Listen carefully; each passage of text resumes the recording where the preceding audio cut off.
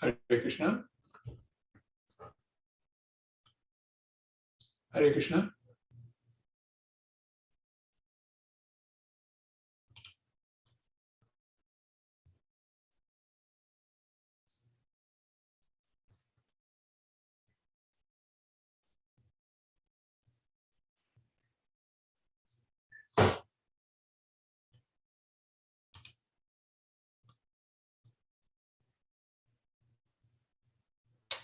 Tamal Prabhu.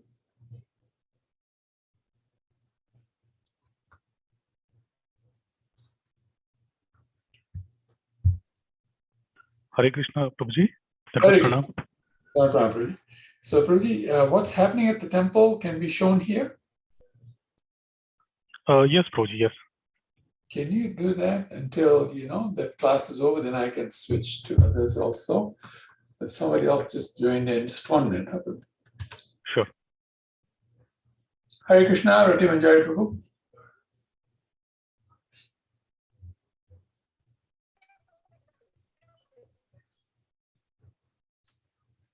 I think you're muted.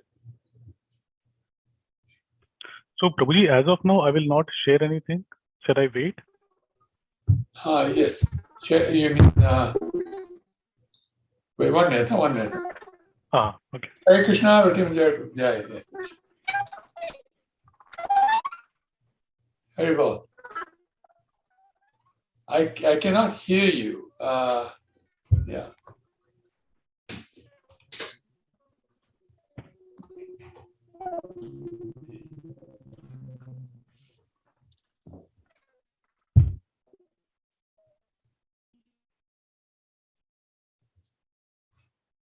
I think she's going to come back on again. Sure, Prabhuji. Yeah, don't share anything right now. Let's see. Okay. And then I'll let you know when to share once I've spoken to her. Sure. Thank you.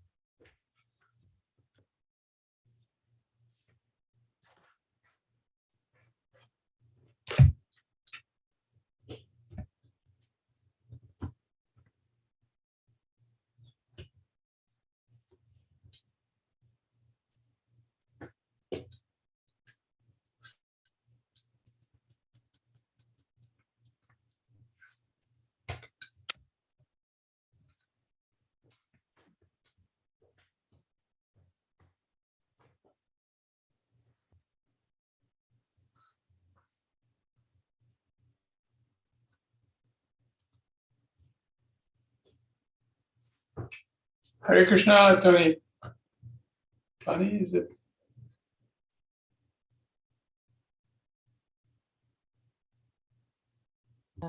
Hare Krishna, Prabhu. Hare Krishna. Thank you. What is his name, Maharaji? Sorry, I can't see a photo or anything. So. My name is Tony, Bhaktin Oh. Tony. Okay, welcome, Tony. Very nice. You're from where, Maharaji? I'm from Holland, Oh, the you're from Netherlands. Nice. Yes. Welcome. Thank you. I Rati Manjari, Devidasi Yes. from Amsterdam invited me. Ah, nice. Very nice of her to do that. She's trying to come on herself. System's not working. So she came on, but she couldn't speak. So she went off to try and get back on. Oh, yeah. Yeah. She could only on this time. We got a little late today because what happened was the class started a little late for Gurudev. Okay. And so that's why we're all a little late online. Oh, okay. They will come, I think. Yes. Yeah, I'm sorry, I cannot use my video at this moment. My right. camera. That's right. We can hear you. That's a nice thing. Yeah. So how long have you been with the Hare Krishnas? About 20 years now, I think. 20 years. Wow. Yeah, I think. And in the last few years, about 6 years, it's more, hoe zeg je dat? Intense. Yeah, my English is not so very good. Oh, that's good. That's good. Very good English. Actually, the correct word. You become more involved now. You're doing more. Yeah. Especially the last 2 years, with COVID, we are very busy with it. Yeah, very. Organize things more. Yeah, it's very nice. Nice, very good. Very good. Yeah. Are you aspiring for initiation from somebody? Sorry? Are you thinking of getting initiated also? Yeah, we are. My husband and I myself, we are busy with voorbereiding, hoe zeg je dat?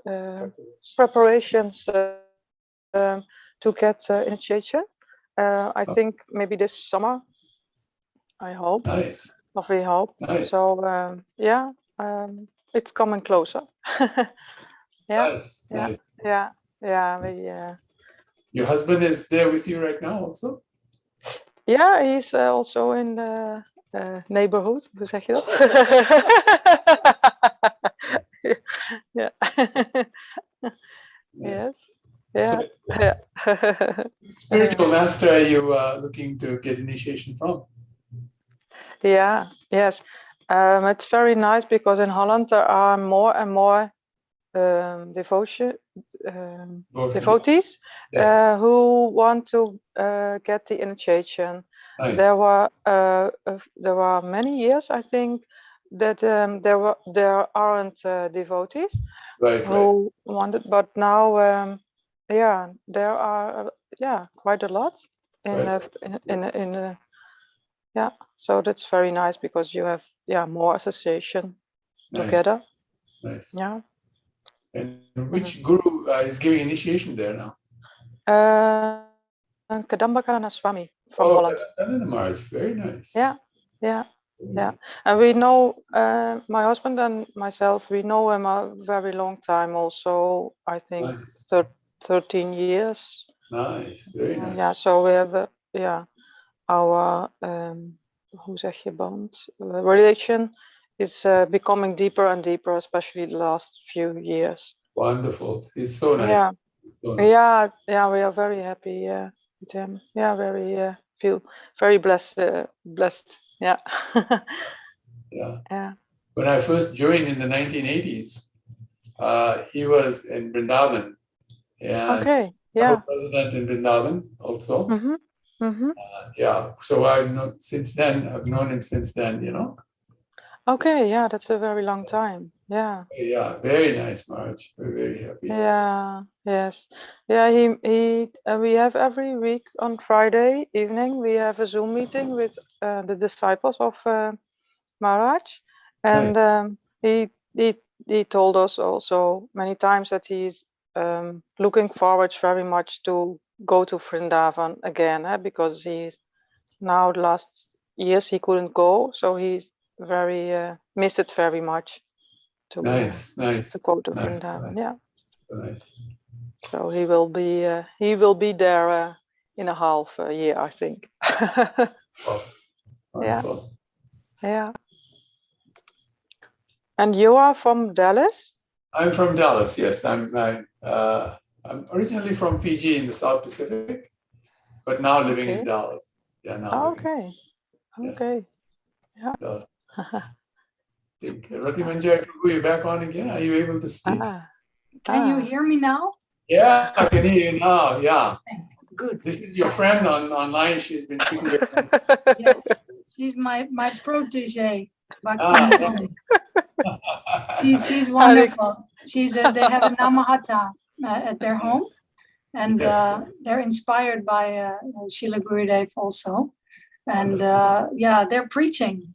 She and her husband, Bhakta Leo. They're very. They've got the spirit, the preaching spirit. So that is wonderful. Can I please offer my respectful obeisances to you, Prabhu? To everyone, please.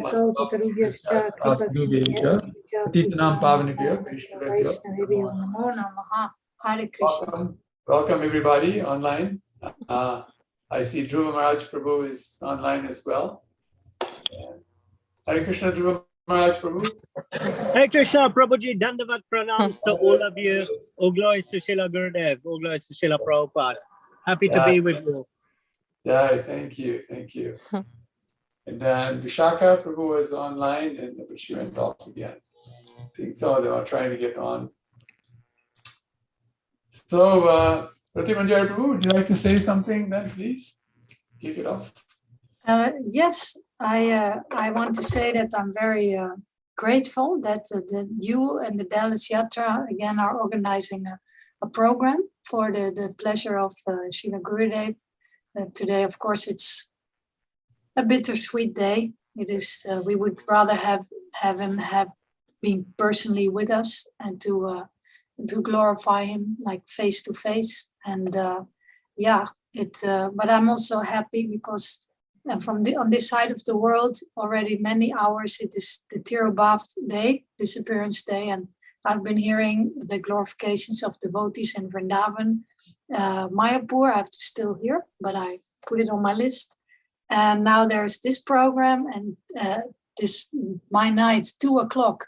Houston will do their program, so I took 2 days off work, so I can just ride the waves of the of the glorification and the separation. And it's like a heart tonic, you know. It's massaging the heart. It's very healthy, I think, spiritually. All these spiritual emotions. So thank you everyone for being there. Oh my God, ben ik er nog? No. Yes, I'm still there. Sorry, I pressed the wrong button. Thanks everyone for coming, and I hope that we will have another wonderful opportunity now to churn the TKG nectar ocean. Hare Krishna. Hare Krishna. So you also want to welcome, right now we've also got with us Guru Bhakti Prabhu. She's just joined in. I noticed this. Guru Bhakti, can you hear us? Yes, I can hear you. Oh, wonderful. Yes, thank you. Jai Guru Bhakti. Hare Krishna. Hare Krishna. Hare Krishna. Hare Krishna. So, Rati Prabhu, you were the first one on.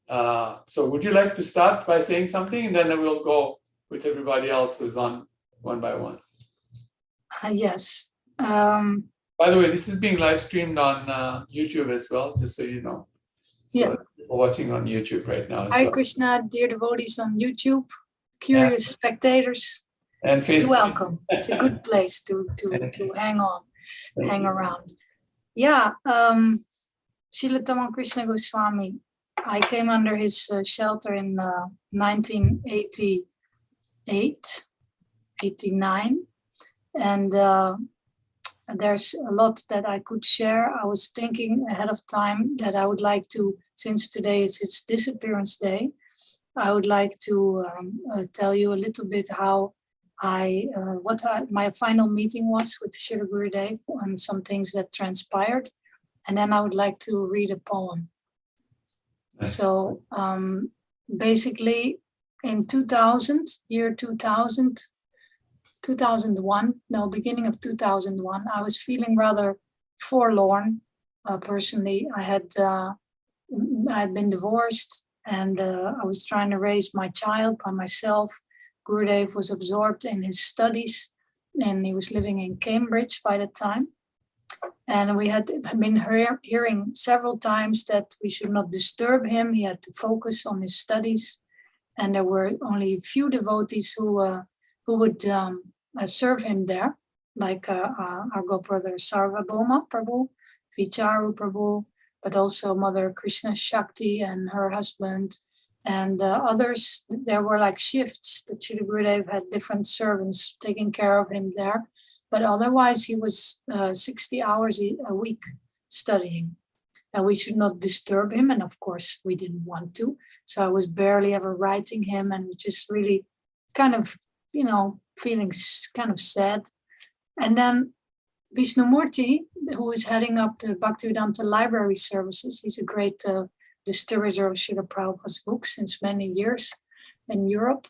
He said, I know what's wrong with you. You're just missing your spiritual master. He's from New Zealand. You're just missing your spiritual master. And I thought, he's right. I'm just missing him, And he said, you should write to him. And I thought, actually, I should. So I wrote this hard-poured letter, which, I didn't know how he's going to respond. But I asked him, could I please come and visit him? Because I was like, just dangling. And he said yes, but not too long, but yes. So I came and I bought a ticket in May 2001. And I stayed, I think only one night or 2 nights, very short. But it did the job. I felt like very much reconnected, and it was very interesting to see how this sannyasi leader, GBC manager, playwriter, Kirtaniya, he had so many things that he did so well. And there he was studying at Cambridge University, no less, a very prestigious place, getting all straight A's and wonderful grades. And he completely had embraced this study life, which he also said was very hard for him because it was just an austerity, really. But he wanted to do that to put Srila Prabhupada's teachings on the list, to open up the academic circles to appreciate the great value of Srila Prabhupada's work. So he was doing that tapasya, and he was very kind to me. He let me dine with him on his table, at his table, not on the table, of course, at his table, and he was even allowing. I was sitting together with him, and Sarvabhauma was serving both of us. Anyway, I just went along with it. And he took me with him also to visit one of his professors, a couple of professors. And that was also interesting because he was like, being very social and very polite and very courteous, and so many moods I saw in him. Then also we had the morning program, which they had a very tiny temple room with full morning program, but in a small room. And Gurudev, I remember the Nishingadev prayers, he asked me to lead, and he was playing the mridanga, or maybe I was just playing harmonium, but he was playing the mridanga super, super loud, like roaring. He was completely, and I was looking at him, wow, he's like so much fire and like, spiritual force in that small room, kind of bellowing to Lord Nisringadev. It was very powerful to sit so close to him in this small room. And I could feel his potency, his vigor. It was very fascinating. And of course, I did some sneaky thing. he sent me off because I had to kind of take care of myself because he had to study. So I went japa walking in the Cambridge village. And then I remembered that his study place was there, Clare Hall. I saw this sign, Clare Hall. So I thought, I want to see it. I want to go there. I'm not going to be here so soon. So I kind of sneaked into that Clare Hall and I took pictures. And there was this hall where all the students had their pictures. And there he was, T.K. Goswami. His picture was hanging in the hall. And I also took the picture. So I really felt like a paparazzi. But it was worth it. It was fascinating to see another chapter in his life. And then I also looked around when he was not there in his sitting room. And one of the things I noticed was there was a pretty book, like a coffee table book. And the name was Meetings with Remarkable Trees. I thought, oh, that's beautiful. So I kind of looked at it. And later, when Srila Gurudev had left this world, physically at least, that somehow or other that title came to me again. And I felt inspired to write a poem with the same title, which I would like to recite for you all. Okay. Meetings with remarkable trees. A large oak tree it was, worshipped since the Druid days. A stately, benevolent soul, patiently standing in troubled New York City's Tompkins Square Park, waiting for that happy day when the messenger of Vaikunta, orange robes, cartel in hand, would sing out Krishna's holy name to the Western world, which incredulously received it. A simple and gentle being, shading the Swami from the sun, and solidly marking that sacred spot where the name was dispensed and the earth blessed. All glories to you, my dear oak tree, for giving shelter to our master. Not everyone was puzzled, however. Some observers became chanters, and young folks joined the attractive singing, imitating the exotic words and finding themselves forever uplifted. The name's vibrations began to act and a movement began to unfold, exactly as Mahaprabhu had foretold. From all directions, souls started to awake in search of their birthright. The ways of the Lord are mysterious. Who can understand how he arranges for his eternal servants to take birth, spread all over this planet, waiting to be discovered? Who could have guessed that a great soul like yourself would be hidden in a nudist hippie community somewhere in Mendocino County, living in the hollow of a giant redwood tree? You took shelter of Mother Nature. Without power or running water, you learned to survive and thrive. You adopted the ways of the trees, the birds, and the animals. You felt a bond with the mountain water and the deep warmth of the sun. Looking at the nightly sky, watching the stars and clouds drifting by, the New York City buzz quickly faded, leaving you to ponder God's master plan. Certainly, you thought, there is a God whose supreme intelligence has made such wonderful arrangements. In this natural setting, your mind became tranquil and contemplative. You later said it was actually Krishna's arrangement to prepare me for chanting Hare Krishna. All glories to you, dear redwood tree, for giving shelter to my master. A month before you arrived, the ocean of compassion that was Srila Prabhupada visited the Morning Star Ranch, enlivening the hippies with his kirtan. Though the Swami had gone on, they continued his magic chant. You were ready to leave your hollow tree to take part in the enthusiastic chanting. For compared to that transcendental life, the peaceful forest had become a lonesome residence. The 67 winter brought you back to the city, and San Francisco's Golden Gate Park, a favorite spot for Harinams, became your gateway. There you met a devotee who invited you to visit the ISKCON temple. Prabhupada's chanting left a lasting impression, and not long after that, you joined to stay. On Easter Sunday, you received your beads, feeling close to your spiritual father, who lovingly said, "Your name is Tamal Krsna." Tamal is the name of a tree that grows in Vrindavan, because it is the same color as Krishna. The gopis, out of separation, sometimes mistake the tree to be Krishna himself. Especially Srimati Radharani would embrace the Tamal tree and rest underneath it whenever she was feeling separation from Krishna. All glories to you, dear Tamal tree, inspiration of the beautiful name of my master.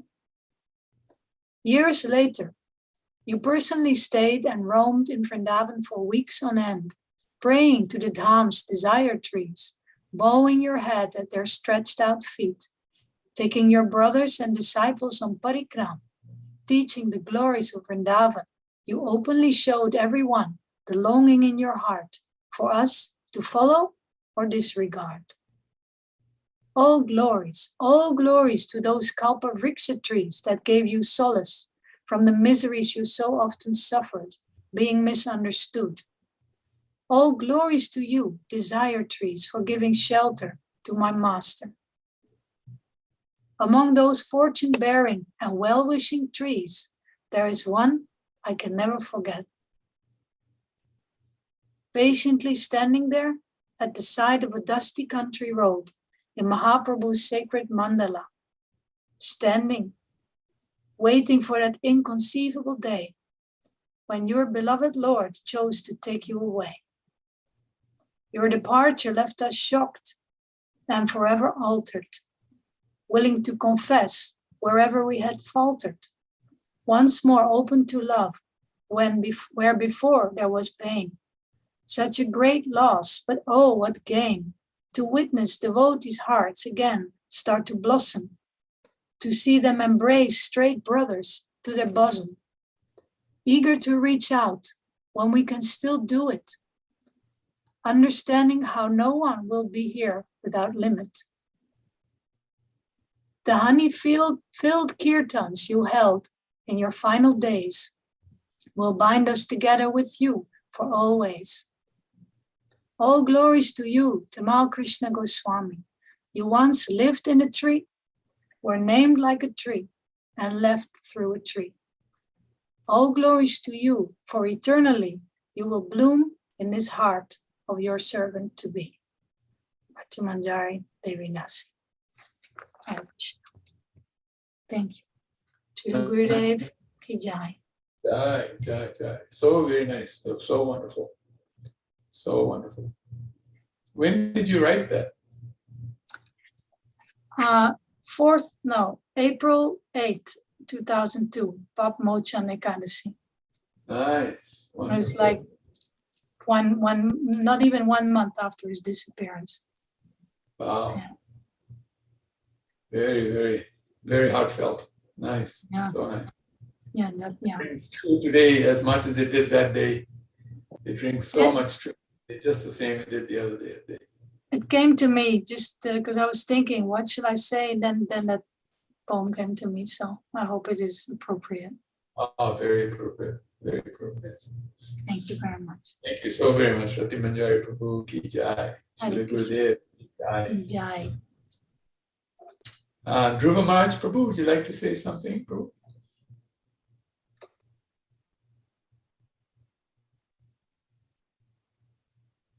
You're muted as of now.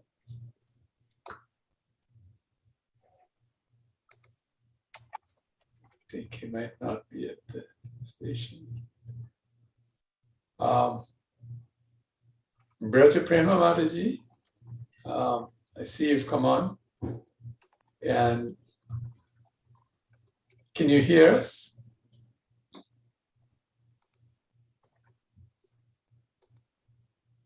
You're not muted now. I think you're trying to say something, but we can't hear you.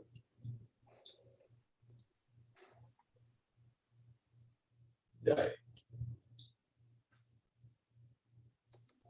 Yeah. All right. Let's see if she can come on later. We have Sarvabhauma Prabhu come on now. Shabia, Maharaja, can you hear us?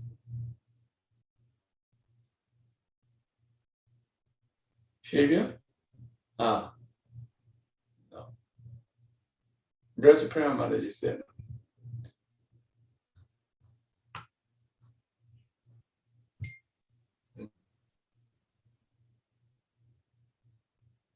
Okay. Sarvabhauma Prabhu just came on as well.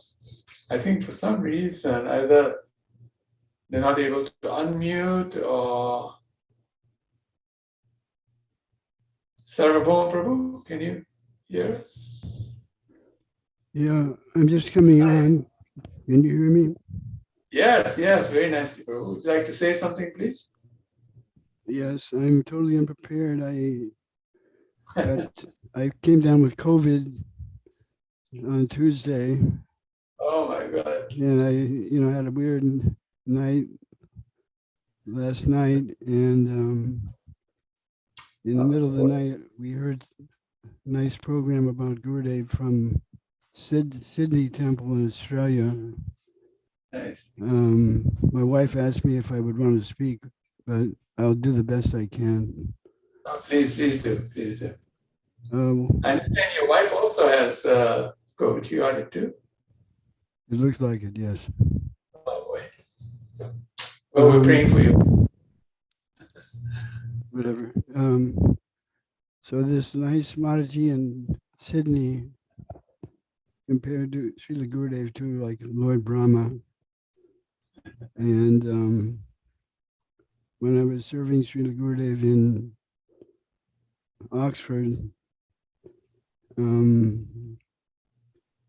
I went back, when he went to Mayapur, I went to Houston, and then I came back to Oxford before he was supposed to come back. And of course, didn't come back physically. And I was at the house in Oxford for some time, helping to tie up things. And at that time, there was some program at the manor about Haridas Thakur, how Haridas Thakur had been Lord Brahma previously, and Brahma had been humbled and wanted to develop a very humble mood like Haridas Thakur. So I went to the manor for some business related to Gurudev, and I happened to see this beautiful drama played about Haridas Thakur, and I thought of Gurudev being like almost like the ISKCON's Lord Brahma. You know, he was such a great leader and organizer and manager, and he always had that nature of leading and organizing. And when I was serving him, one time a Gurukul student from Dallas called, I think it was her birthday. So Gurudev was studying, and I thought he wouldn't want to talk at that moment that she called.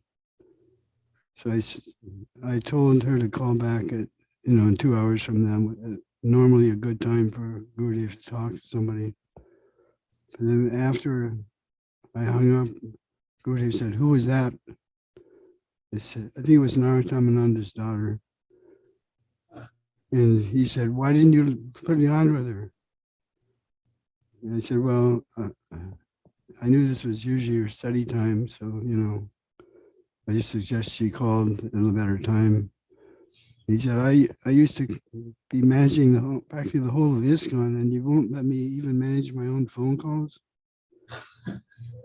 So this sense that that Srila Gurudev had a lot of the same qualities as Lord Brahma, and then also how when he left the world, it was in the place near Navadvip where Haridas Thakur had pastimes. So it seemed to be this connection with Srila Gurudev and Lord Brahma and Haridas Thakur. And the last time that Srila Gurudev went to Mayapur, he was in a very humble mood, not so as involved with the GBC meetings as normal, more involved in doing kirtan with the God brothers and God sisters and disciples, and more in when Gurudev was doing his college, he missed the association of devotees quite a lot. He didn't have a lot of devotees, although in Oxford it was better than Cambridge for devotee association. But he appreciated the disciples that did visit him in Cambridge and Oxford, but he kind of missed the association of devotees. So the last time he went to Mayapur, he was really relishing the association of devotees. He started the kirtans in his room, and he was very absorbed in Krishna consciousness. So in one sense, it was not auspicious the way that he left, but I believe it was auspicious the way that he was so Krishna conscious at the end. And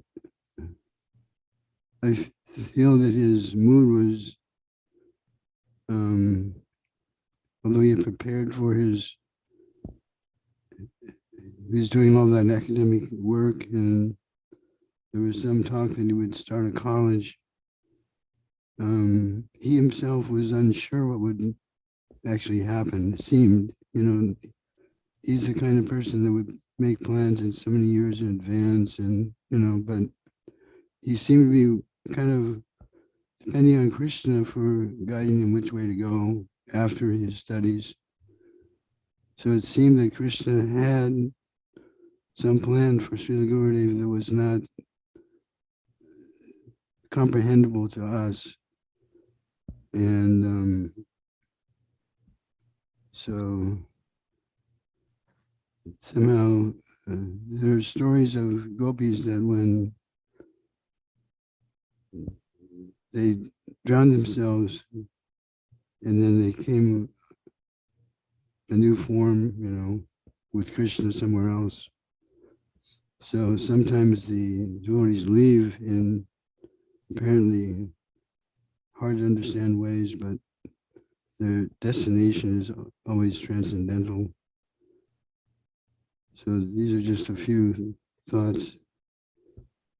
I didn't even know this program was on at this time, but my wife just told me, and I'm so happy to see Radhi Manjari and you all there, and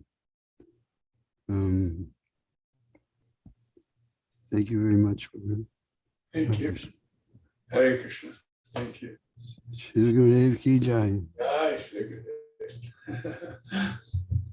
So two things. One is there's a nice, wonderful devotee here in Dallas. Her name is Nancy Dodd. She's watching actually on YouTube. She asked Rati Manjari Prabhu if she could get a copy of that poem that you read. And so wondering if you could send it to me, I could actually forward it to her. That way I can also have the benefit of having it too. And it's funny, you were speaking about what you're just saying, Sarvabhauma Prabhu. Yesterday I was reading from the Srimad Bhagavatam about Lord Brahma in reference to Diti, how Diti had a little misbehaved with her husband at a time when Lord Shiva was passing through, and as a result of which some very difficult children were going to be born off her. And because she decided she didn't want the demigods to suffer the consequences, she kept her babies in her womb for a long period of time. And what that did was it created darkness in the atmosphere, and the demigods became very troubled by that. And they went and spoke with Lord Brahma, and one of the things they made reference to was how Lord Brahma could know everything. He would know everything that's happening. He said, the way they said it was that he would know everything that was happening here and in the spiritual world, material world and spiritual world, which is really unusual, for a statement like that to be made. But in the purport, Srila Prabhupada was explaining that Lord Brahma has this one special quality that he can see things in advance, that he can see things before they happen.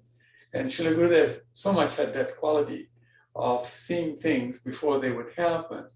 And so he was sort of ahead of most, and pretty much everybody in terms of understanding where the movement was heading, what should be done or not done. You know how in the Dallas community, he created a Grihastha community when at that time the mood was all about brahmacharya, having brahmacharis and brahmacharinis.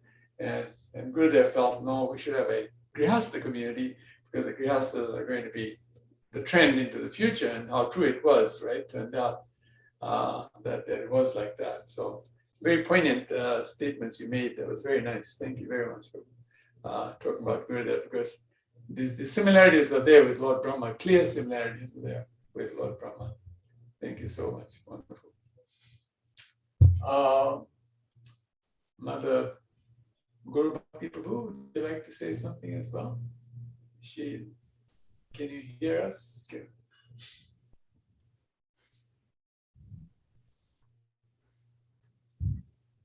She's muted as of now.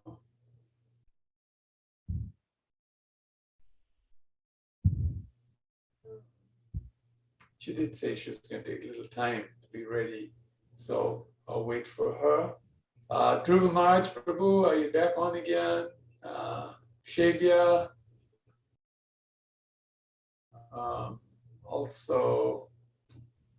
Nityananda Prabhu. Yes. You can speak. Yeah, I can say something. Go ahead. Well. Take the floor. All right. Yeah. Well, just in the same regards to what Sarvabhauma Prabhu was saying, way back in 1994, we were doing a program in Dallas at someone's house. Some congregation members that invited Srila Gurudev to their house to speak. And, there were a number of devotees who would always travel with Gurudev wherever we went for programs, so that we'd help doing the kirtan, play the mridanga, the kirtals, the things that made the program complete, like that. And so he gave a very nice class. And then at the end of the class, he asked that couple, it was a Punjabi couple, how they came to know about him. And so that they told him that I'd been preaching, and in that preaching program, I told them about him, and then they became very desirous of meeting him. And that's how the program happened. And he said to me something at that time. He said in front of the others something that at that time I thought to myself didn't make sense to me, Now this is the same thing about him being predictive, doing things that actually sort of like later on you realize like, wow, he knew something at the time that, we couldn't figure out. We just couldn't figure it out at the time. And he said, yes, he said, I like to speak on spiritual subjects, he said, and I'm happy to speak about that. But for, for astrological things and material things like that, he says, you speak to Nityananda. He'll guide you on those things. You know how a lot of people like to read their chart and they like to know about their future and they like to know what's happening there. And I wasn't even doing any astrology. I mean, I had no understanding of astrology or anything like that. But when he said that, I thought to myself, why would he want me to do that? Because our whole Krishna conscious program is to move people away from those things and come to the point of pure Krishna consciousness, just being very spiritually connected to Krishna, to the Guru and Krishna, to the devotees, to the deities like that, and give up the ways of this world where one tries to, become peaceful in this world and happy in this world and things like that. So later on, I had a conversation with him, and I said to him, you made that statement and I couldn't understand it, so I just want to know more about it. And he says, no, he says, you should do this. He says, you should speak on topics that people feel are very relevant, very relatable to the time, and then segue into Krishna consciousness through that method. So you can speak about yoga, you can speak about breathing exercises, you can speak about, postures, like how we do have postures in yoga. You can speak about acupressure, you can speak about, things like that. Just speak about topics like that. So I trottled off and I sort of wrote a number of things and brought it back to him, and said, do you think these are the things I should speak about? He says, no, that's not what I meant. He said, you didn't get it at all. What did you write? What was on your list? I wrote on my list, I wrote things like, pressure points on the body, there's certain Yeah, it's good. If you press those pressure points, it'll help this way, that way. And that's exactly what I heard from him, by the way. So I wrote exactly what I heard from him down and sort of went and made a list. And so he said, no, he says, go back and do it again, it says. So I went back and I did it again. And by the way, I did it 10 times.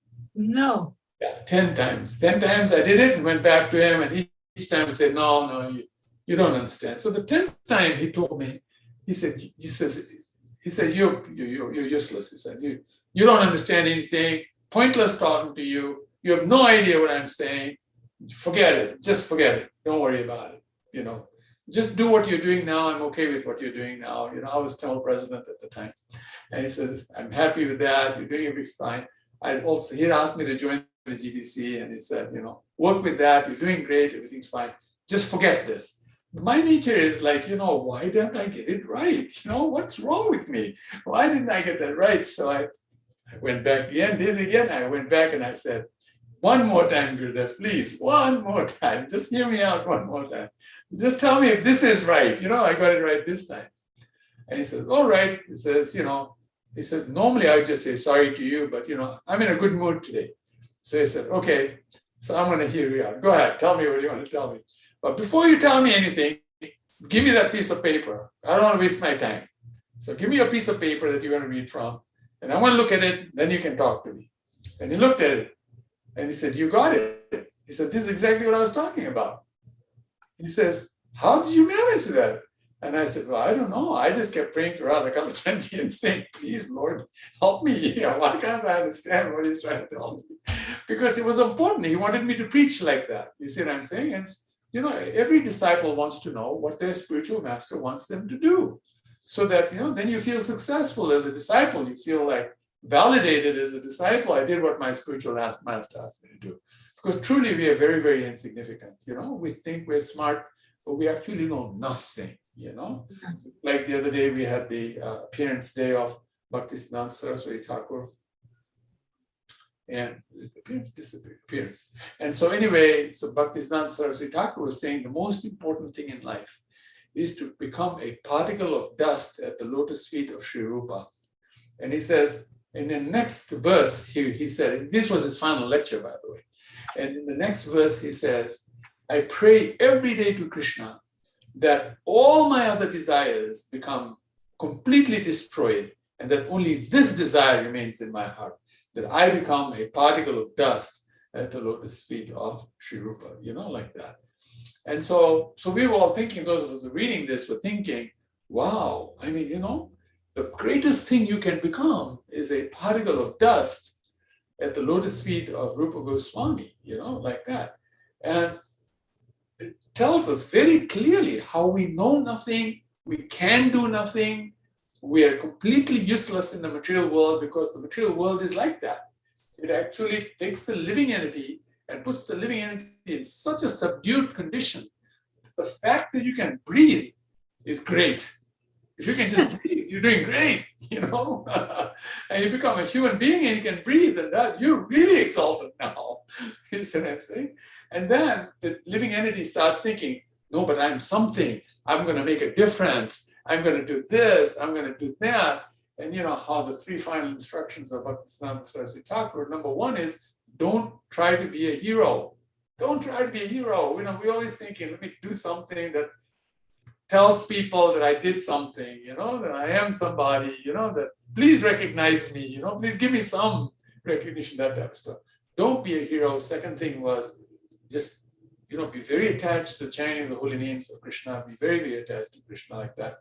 And third, do not create conflicts with devotees, because that's what destroys everything, when you create conflict. So anyway, going back to this point, so then I became very happy, but he didn't even hear me after that. He didn't ask me to say anything. He just saw the piece of paper and he said that was fine. And he said, now go ahead and do this. Do this, you're doing great. And so when I started doing that, one thing I realized was something that I thought when I first joined the Hare Krishna movement, well, forget when I joined the Hare Krishna movement, much later after I joined the Hare Krishna movement, I came to Dallas. I was asked to come and serve in Dallas. And then much later than that, I became a temple president in Dallas, right? And so then I was thinking to myself, I thought I understood Krishna conscious philosophy, somewhat.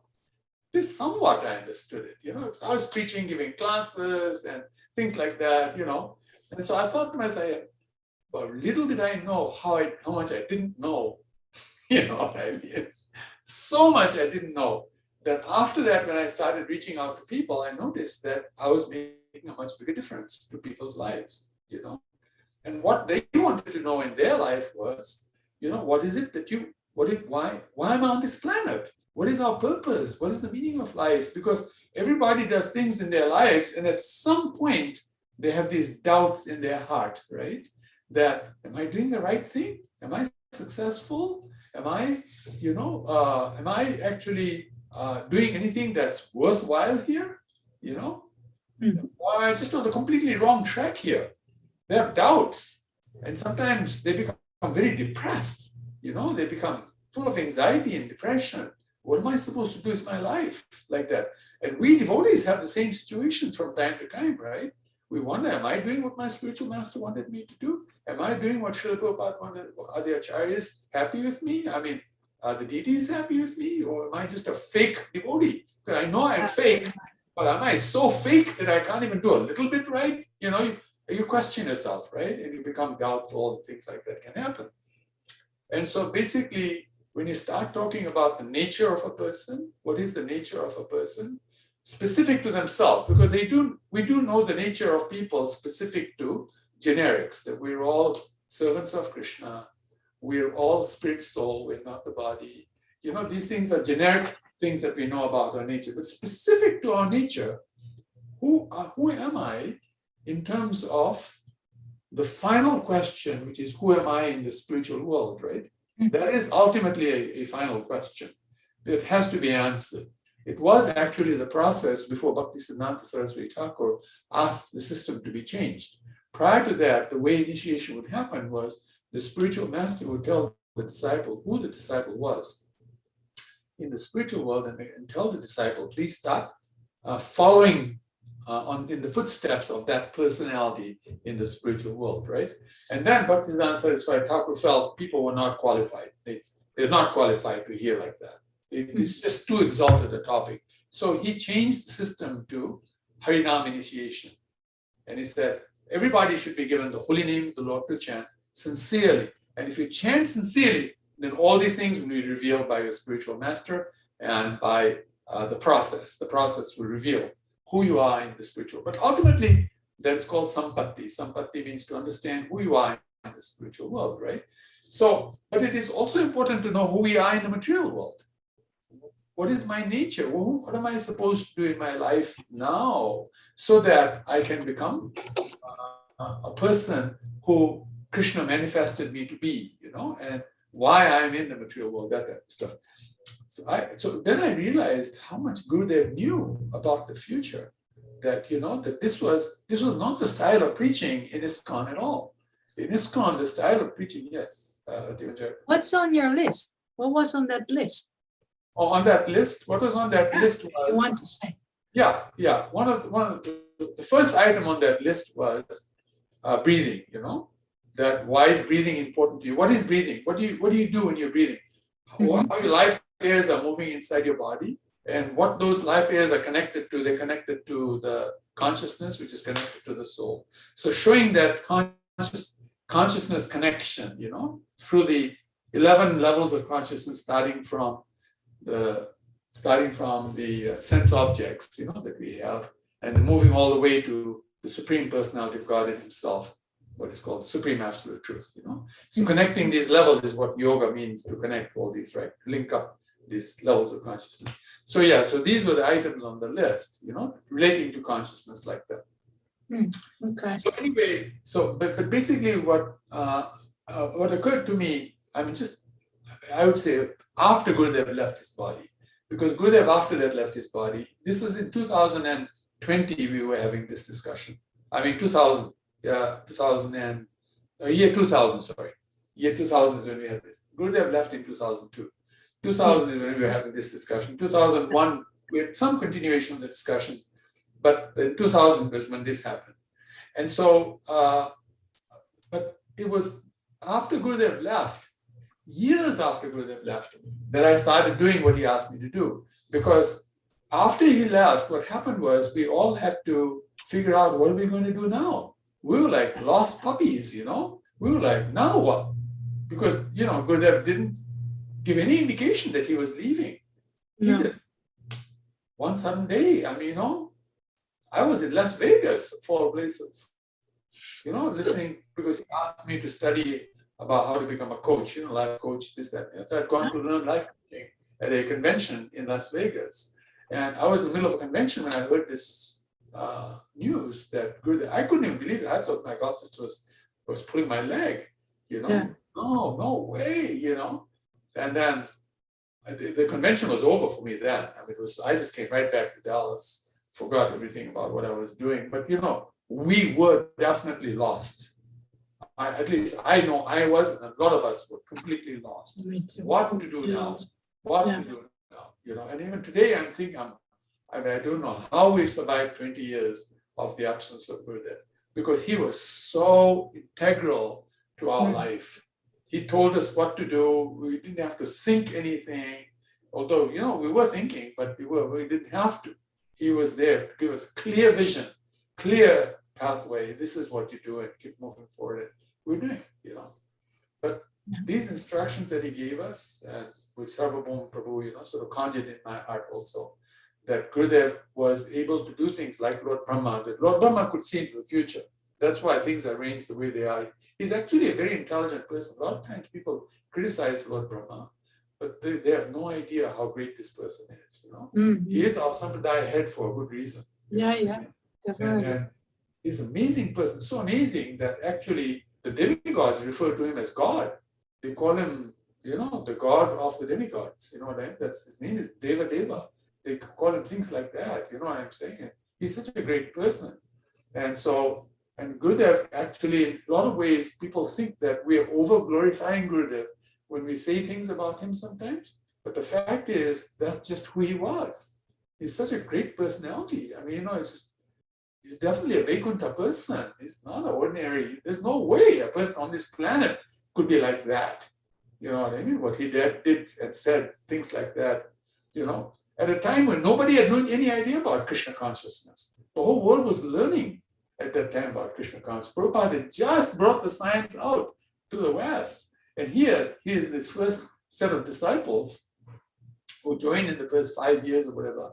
And, they actually did things that were just, there's no way ordinary human being can do things like that, So it is said that at the time of the passing away of a person, when you celebrate the Disappearance Festival, that one of the key factors about celebrating a disappearance is that we should recommit ourselves to the mission of the spiritual master. So today is the day we should all pray to Gurudev to allow us to dedicate ourselves, rededicate ourselves to his mission. And if I had to describe his mission in one word, it was he wanted everybody to experience the love of Krishna. He wanted to do what Gauranga Mahaprabhu said. I'm a gardener, and I have this wonderful tree, and there's these wonderful fruits, and there's so many fruits. I don't have enough hands to distribute them to everybody. Please, everybody, come and help me distribute this fruit of love of Godhead to everybody. And I felt that was Gurudev's heart. One statement he made that stuck with me was, he said, everything is fine if you will always, always, always meditate on Sankirtan. If you always have that in your heart, that, we have to be Sankirtan conscious, always be very conscious of Sankirtan, always trying to reach out to others and share the love of God, love of Godhead, love of Krishna with them, love of Gauranga Mahaprabhu like that with them, the bliss of Krishna consciousness.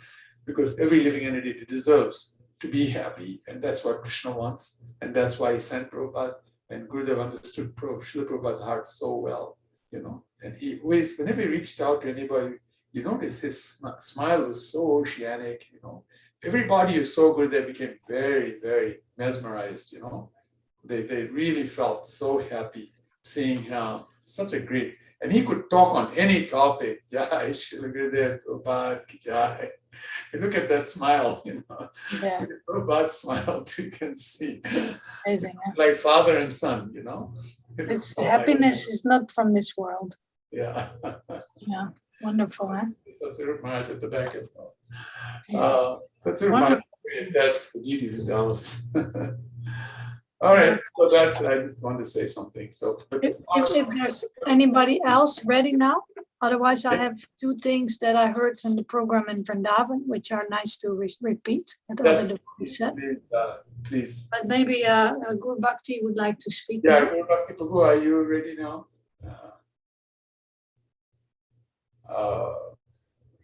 I'm almost ready. I'm just looking up something. I think you've got two units on now. That's why you're sort of reverberating. One of the units has to shut down.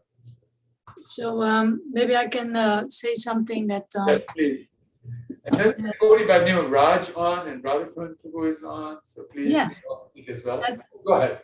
Go ahead. Well, Mukundadatta Prabhu, you were saying that sometimes people think that we're over glorifying Srila Gurudev. But he said, Mukundadatta is a Prabhupada disciple, and he's in Vrindavan, and he was speaking very nicely about Srila Gurudev. He said, today I'm not going to speak like personal memories, but I'm going to speak about his position and his significance for the whole of ISKCON, Tamal Krsna Goswami's significance.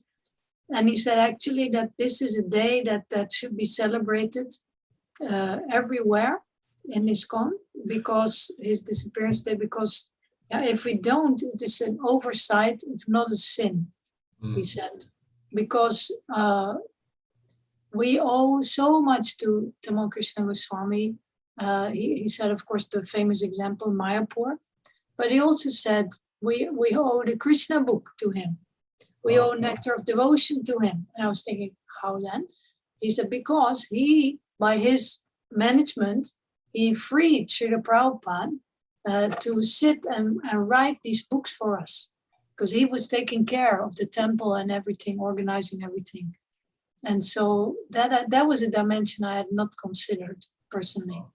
Nice. But because he was taking responsibilities, so Srila Prabhupada could sit down and give this wisdom to us, which is nourishing everyone who's taking advantage of it. So I found that very good point. Nice. And also regarding his actual disappearance, His Holiness, I forget, he used to be called Gaur-Narayan. What's his name now? Yes. Sannyasi name, I forget. Bhakti Gaurav Gaur-Narayan or something. I'm Yes. not sure, sorry, I never hear it properly. But he was speaking also nicely, and he was saying that when Srila Gurudev actually had left his body, he rushed to the hospital, but he was too late. And there was a post-mortem report, which he read later. And he says in the report, it's mentioned that Srila Gurudev didn't leave his body due to the accident, just not by crashing into the tree, as I thought in 2002 in my poem, but he had already left the body. And then the car hit the tree. Wow. It says in the post-mortem report. Wow. I found that is also pretty mysterious. Yeah. That's amazing. And he also said, yeah, on the body, there was actually, everything was intact. There was just a little bruise on the arm and a little thing on the back of the head. Otherwise, there was no damage. So he also said that is very, yeah, the Lord, you know, he leaves, or he takes his devotees in different ways.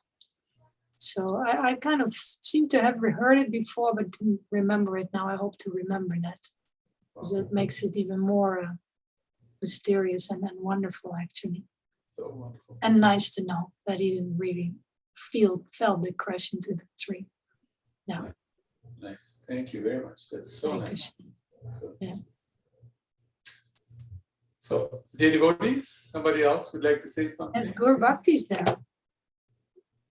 Hare Krishna, I can speak now. I may cough in between, so please excuse me.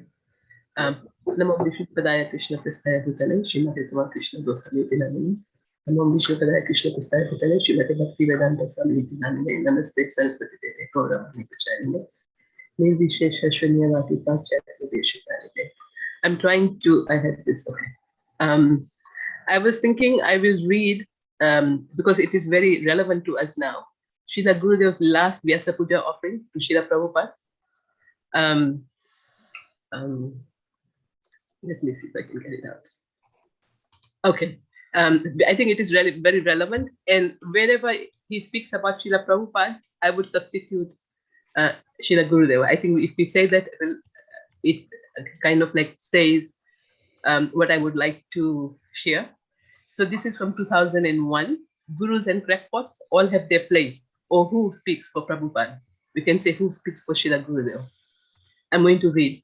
During Vyasa Puja, devotees, this is of course the disappearance day of Srila Gurudev, devotees set aside their differences for their singular activity upon which all can agree, glorifying Srila Prabhupada or glorifying Srila Gurudev. As the offerings are read, we appreciate not only Gurudev's multifaceted personality and accomplishments, but one another as well. Our diversity contributes to and reveals Srila Gurudev's greatness. He's the one person who could unite us all and help us understand our strength lay in our differences. Recognizing these differences, Prabhupada said that our love for him would be tested by our ability to cooperate. Our love for Srila Gurudev will be tested by our ability to cooperate. Have we succeeded? I cannot claim to have. Considering Prabhupada's high expectations, my vagaries of thought and action are an embarrassment. So too my self-righteousness. I have pontificated and judged on matters and persons too numerous to mention. I beg the forgiveness of all I disappointed or offended, including Srila Prabhupada. If others share this sense of failure, then perhaps we should ask, why Prabhupada appealed for cooperation? Was it a prophetic warning of potential dissolution, or just friendly advice freighted with no doom or destiny attached? And if the latter, then what about his other words and his teachings in general? Are they all still relevant? And if so, how much weight are they each to be given? There is no intended disrespect here. Anyone aware of ISKCON's problems may wonder. Our movement is challenged by a plethora of issues few of us could have imagined during Prabhupada's physical presence. We are forced to consider the rights of women, the education of children, the sanctity of marriage, levels of commitment, institutionalization, the role of the guru, and a host of other topics. In the past, Prabhupada's availability made comprehension easy. In fact, his mere presence banished most doubts. Today, it is not so simple. Though we have nearly every word he spoke, and though he spoke on nearly every subject, we do not seem to be able to agree precisely on what he meant. The fact that we continue to seek solutions by consulting Prabhupada's teachings indicates that we believe they are relevant, that he himself said in my presence that they would continue to be the law books for the next 10,000 years is as strong a warrant as we could wish. Yet we remain divided as to their meaning. Perhaps, therefore, the question should be, how are Prabhupada's teaching best understood? Or stated in another way, who speaks for Prabhupada? We can ask who speaks for Srila Gurudev. In a surprising statement, Prabhupada indicated that his purports were more important than their texts. While we would not say that the explanations to his purports are more important still, their present meanings are hotly debated. Though clarification based on the authority of Guru, Sadhu, and Shastra is held in the highest esteem, the speaker's own credentials are also a consideration, as are the audience, time, and place. Nor can it be assumed that these are localized retransmission of any message can considerably widen the audience, time, and place, entirely reshaping meanings.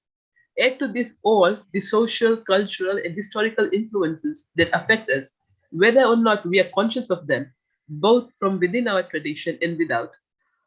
And we are face to face with our original problem of authority. Who speaks for Prabhupada? No two explanations are ever identical. When Prabhupada's statements are filtered through ever-changing circumstances, their meanings are inevitably nuanced. Is it possible then to understand what Prabhupada's statements mean? It is, but comprehension, just as our devotion for Krishna, will always be unique and evolving. Though the seeming loss of certainty caused by competing interpretations may not be reassuring, there may be no escaping the dilemma. Rather than ignore, condemn, or banish alternative explanations, post-Prabhupada reality, post-Gurudev reality dictates that the truth may be a many-headed hydra, able to generate heads as quickly as those unwanted are lopped off. We are not Krishna, nor are we Prabhupada. If we judge too severely, among the decapitated heads may be our own. Unity in diversity is not an empty slogan, but the constitutional nature of a society, of the one seeking to avoid becoming a society of none. A story with a parallel meaning recently came my way. I apologize for not knowing its original source. A water bearer in India had two large pots. Each hung on the end of a pole that he carried across his neck. While one pot was perfect and always delivered a full portion of water at the end of the long walk from the stream to the master's house, the other had a crack in it and arrived only half full. For a full 2 years, this went on daily, with the bearer delivering only 1.5 pots full of water to his master's house. Of course, the perfect pot was proud of its accomplishments, perfect to the end for which it was made. But the poor cracked pot was ashamed of its own imperfection and miserable that it was able to accomplish only half of what it had been made to do. After 2 years of what it perceived to be a bitter failure, it spoke to the water bearer one day by the stream. Quote, I am ashamed of myself and I want to apologize to you. Unquote. Why? Asked the bearer. What are you ashamed of? I have been able for the past 2 years to deliver only half my load because this crack in my side causes water to leak out all the way back to your master's house. Because of my flaws, you have to do all of this work and you don't get full value from your efforts, the pot said. The water bearer felt sorry for the old cracked pot, and in his compassion he said, as we return to the master's house, I want you to notice the beautiful flowers along the path. Indeed, as they went up to the hill, the old cracked pot took notice of the sun warming the beautiful white flowers on the side of the path, and this cheered it some. But at the end of the trail, it still felt bad because it had leaked out half its load, and so again it apologized to the bearer for its failure. The bearer said to the pot, quote, did you notice that there were flowers only on your side of the path, but not on the other pot's side? That's because I have always known about your flaw, and I took advantage of it. I planted flower seeds on your side of the pot, on your side of the path, and every day while we walk back from the stream, you have watered them. For 2 years, I have been able to pick these beautiful flowers to decorate my master's table. Without your being just the way you are, he would not have this beauty to grace his house. Unquote. The moral of this story: for our Vyasa Puja glorification to please Prabhupada, each of our voices should be appreciated and included, no matter its seeming insignificance or false. Let our voices, therefore, in melodious multiplicities rejoice. Jai Prabhupada, Jai Prabhupada, Jai Prabhupada. It's signed by Tamal Krishna Goswami. So sometimes we see what we are living with is like this, like Srila Gurudev is saying, that sometimes people claim to know Srila Prabhupada, or they claim to know Srila Gurudev, but they do not appreciate the efforts of other people, or like the efforts of, it may not even be a crackpot. Srila Gurudev was so amazing that he could take gold from a filthy place, and we have so many amongst our communities, we have so many qualified disciples of Srila Gurudev, and as people, as leaders, or like as people who look up to us, it is our duty, like Srila Gurudev who did, to lift up these people, to engage them in devotional service instead of trying to push them down. We should be able to lift those people who we are taking care of, and with them progressing in spiritual life, it adds to our glory. In other words, our mood should be collegial, not adversarial, which is mostly what we see. And unfortunately, this is having a poor impact on the communities we serve in. So even though when we glorify Srila Gurudev and we say all these nice words, I think right now, like Nityananda Prabhu said, is now we can recommit.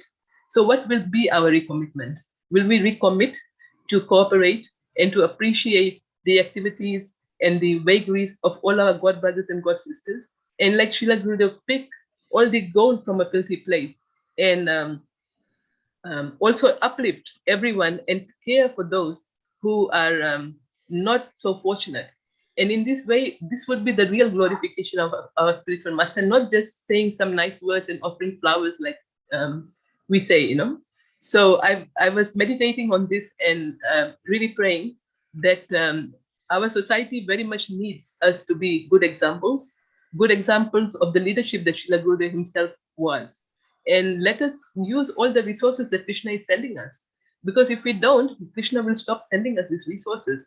And in the same way, Srila Gurudev empowered each of us with a facet of his transcendental personality and attributes. So let us also be valuable and useful instruments in his service.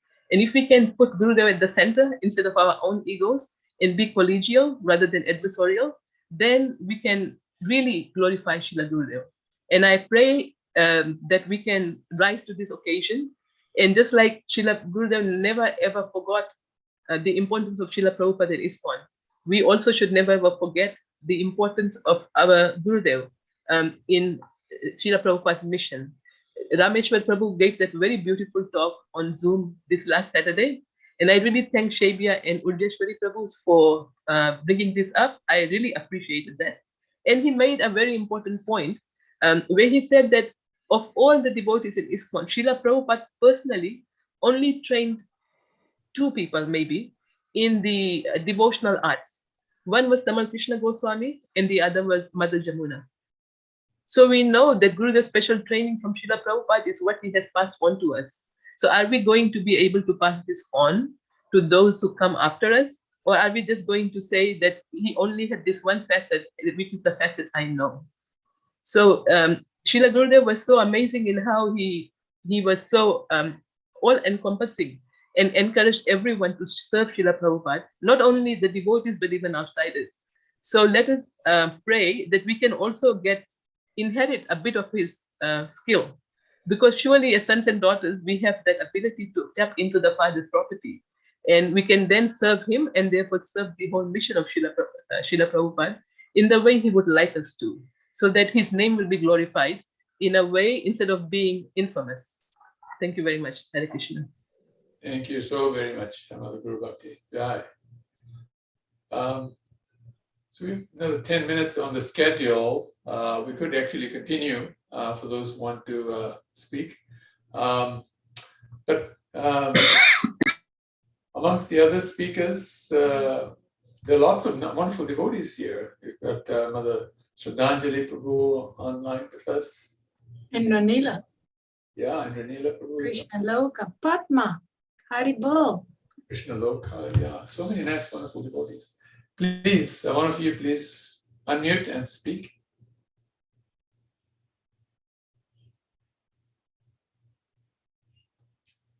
Go ahead, Shraddhanjali Mataji. Go ahead. You say, please. Hare Krishna, everyone. Please accept my most humble obeisances. All glory to Srila Gurudev. Jai, Jai. I'm at home this morning, luckily after work at night. So I've been able to listen, and I listened to the lecture this morning. I'm so grateful to be in this family. I've been really struck by how lucky and the causeless mercy. So we've just been remembering him, and I don't have much to say except that I'm just thrilled to be here amongst you and to have your association. I'm just swimming in it. So I am the absolute just a mercy case. So I would like to hear from Rati Manjari very much. Hi, Krishna, everyone. My great love to you all. You're in my hearts. You're in my prayers very intently, all the time. It's my meditation to long to be with you. That if that one little thing I can do is long to be with you. Hare Krishna. Hare Krishna. Thank you. Thank you so very much. We're thrilled to have you and to be in your association. Hare Krishna. Hare Krishna. Anybody else, please? Indranila. Can you hear us, Indranila Prabhu? Of course you can. Maybe she's busy, I don't know. Yeah. Krishna Loka, she appeared. Yeah, And then she Krishna disappeared Lokha. again. Is that a new trend that people don't put their cameras on anymore? Is that because of COVID or something? We didn't used to do that. You know, it's nice to, if people can see each other. Hare Krishna. Who is this? Sounded like. Who is trying to speak, Prabhu?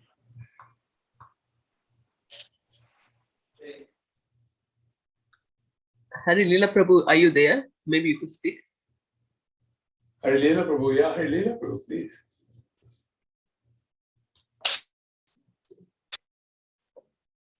You have to unmute.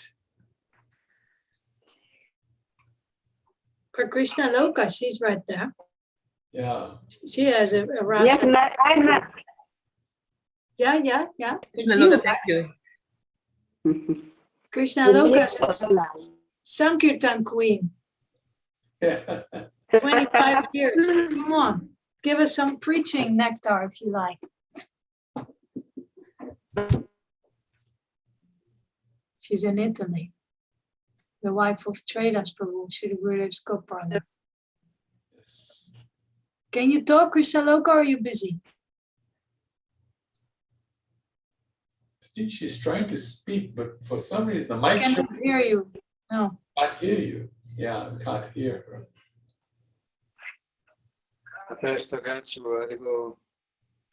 No, nobody else is my speaking. husband. Tradas Prabhu, you'd like to speak? Where is he now? Okay, well, it doesn't. Can you hear? Yes. Yeah. We can't see you, but we hear something. Can you come into a light or something? Our videos. Yeah, video is on, but it's really dark. But doesn't matter. We can hear you. The joy of hearing. Would you like to say something about Srila Tamal Krishna Goswami?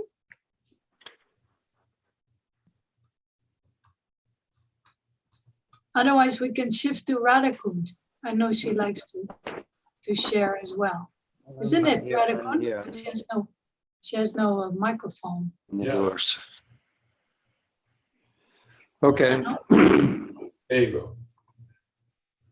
Om Agyanatimirandasya Ganajana Shalakya Chakshunamilitam Dina Tasmai Shri Gurave Namaha Namo Vishnu Padaya Krishna Parastai Bhutale Srimati Bhaktivedanta Swaminiti Namane Namaste Saraswati Deve Gauravani Pacharane Nivishesha Srinivadi Paschita Desatara.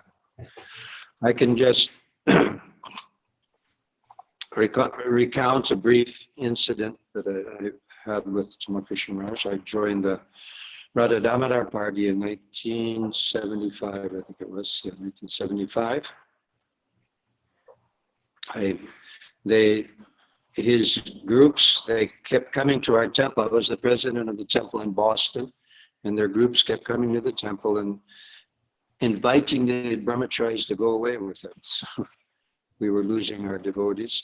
And finally I gave up and I joined them. I ran away from everything and I ran off with the surface, ran off to join the Damodar party. Were you able to hear me? Yes. And the devotee who drove me all the way from Boston to Chicago, just in one straight shot, and we got there and I met Tamal Krishna. I told him it's Tamal Krishna Maharaj. He was on the bus outside the back of the temple. It was the year that they were installing all of the Gaur-Nitai deities for the buses. We got there just in time for that, the day before. Prabhupada was coming. And they told me to just go on this particular Adikeshwara's bus. We'd been one of the devotees at our temple in Boston that ran off with the Radha Damodar party, so I was on his bus. And after that, I didn't see much of Maharaj because we were on a different bus and the buses were spread all over the country. And there was only one bus where Tamal Krishna Maharaj and Vishnu John were. But I had the good fortune that next year, 1976, I don't know why, but they invited me to be his personal servant to go to the Mayapur festival. It was the big year of the Mayapur festival and all the temple presidents were up in arms against the Radha Damodar party because they were stealing all the devotees, the temples. And there was a big clash at the Mayapur meeting, the Mayapur festival. And I had the good fortune to be under the care of Tamal Krishna Maharaj and trying to serve him. And it was funny because the devotees, they told me, oh, you're going to be his servant. He's so heavy. You're going to get it. You know, it's going to be really heavy. And be prepared, you know, he'll chastise you and everything. But I understood something right from when I started, when I left with him, is that I'm just going to surrender 100% and try to think how I can please him and serve him. And I can tell you, he was so kind and so nice. He didn't chastise me at all. You just had to surrender. That was the secret. I figured out the secret from the first day. Just be totally surrendered. Don't think about anything else. Just think of how to serve him and assist him in his service. And everything went wonderfully. I was there when Prabhupada told him to go to China. I wasn't in the room when he told him to go to China, but I was in the room when he got back from that. And he was completely quite disturbed, you could say. He was a total change. And who could imagine to go to China in those days? It wasn't that there was already something there. You couldn't even go there practically. Such a difficult field to leave the Radha Damodar party where there's 140 brahmacharis distributing the most books of anywhere in the world, traveling and preaching constantly. But such a wonderful service. And then Prabhupada told, I take it all away from you and now you go to China. And I just remember when he came in the room, he was, I could say, devastated. And I immediately got him some orange juice. I remember I got some oranges when we made orange juice. And I was just thinking how to try to, like he was doing with Srila Prabhupada, always understanding what Prabhupada wanted and what to do to serve and please Prabhupada. So I tried to do that with him. And he reciprocated so nicely. I never got that side of his, fortunately, I couldn't have taken it, that so-called heavy side of him, but I actually found him extremely sweet and caring. And that was even back then when you didn't have disciples. And because some people say that once he started having disciples, then he became much more soft and like that. But even then, if you would just surrender, then he would be so kind. Because his mood was total. And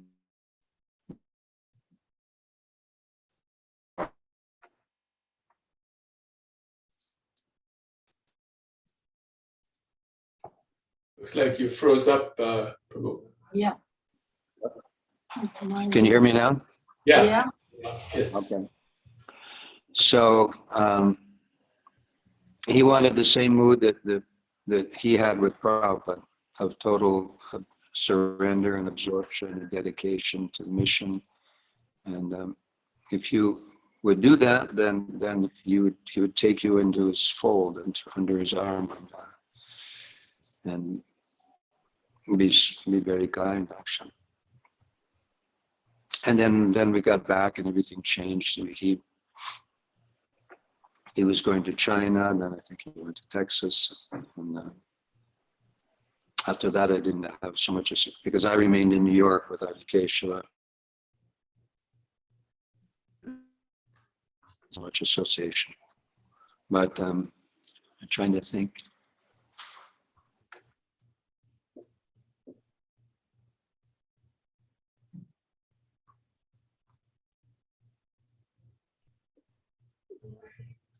Traders Peru, was there perhaps Yes.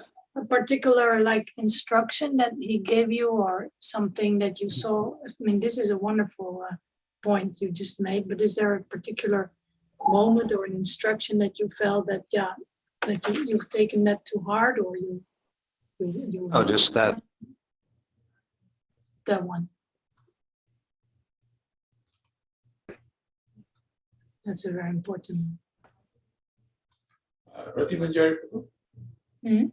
can I ask you for a favor? Can you actually be a co-host? I have to go to the temple because we're starting a program there as well. I also, we're starting our program here. We have to prepare for our program. We're having a small program here as well. Nice. for Gurudev. So The official end of this program was 5 o'clock. So we could continue, but then it would be nice if people also want to contribute. I know it's nice to listen, and maybe you're driving or whatever, or cooking or something, but it's these programs, they become sweeter as more people actually come out of the hiding, listening mode. As nice that is. I mean, it can be like Shraddhanjali. She just said, I'm so happy with you. And that's also nice. You don't have to have a, fantastic pastime. You just show yourself. This is the tribe, right? This is the tribe. This is who we are here. So we could continue. I'm willing to definitely. I'm eager to stay longer. But it's nice if we can just think how brave Srila Prabhupada was and Srila Gurudev. We can just unmute and say something. That would be really nice. So you're now the co-host, just so you know. Okay. All right. Of the program. All right. Thank you. Hare Krishna. Hey, hi Paul. Yeah. Jai. Please accept my humble obeisances, wonderful devotees. Jai Shri Gurudev. Namam Vishwakaraya.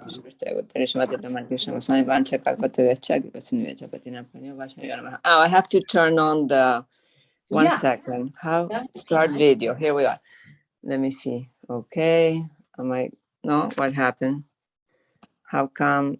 Let me see 1 second. Start video. Shraddhanjali says Jai, Indranila. Oh, Jai. Jai, have a wonderful. I heard you. I was getting ready. Also, I have to be in and out a little bit for me. Unable to access camera. Why? I'm on my phone, but somehow or other I cannot turn the. It says start video, and when I press that, still doesn't start. Well, anyway, it's okay. We'll hear you gladly. Sure, that's it. That's the most important part. Well, I didn't think I would speak because since I'm getting ready for a meeting. I thought at least a little bit I can spontaneously say of our wonderful dear Srila Gurudev. The last thing that I had been thinking when I heard, maybe some of you heard Rameshwar Prabhu's talk, which was so wonderful. And that took me, when he was telling about how it was the Radha Damodar traveling Sankirtan party, how it was like magic. And so many devotees wanted to join them, to the point where the temple presidents were complaining because everybody wanted to go with them, right? So it made me think how it was when I joined Dallas Temple, and after a long period of time that he wasn't there because he was preaching in China, he was coming to Dallas, and everybody was so excited and just so eager to see him and serve him. Like it was contagious. It was like bees, everything was like that, so much devotion. And so that's when I met him.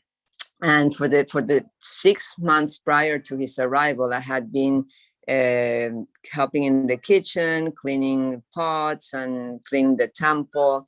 And then one day, Sri Gurudev told me, "How come you are not going on Sankirtan?"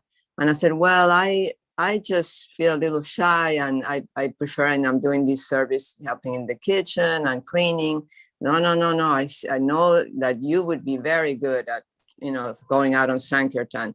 He had the vision. He could see devotees' natures and how to engage them accordingly.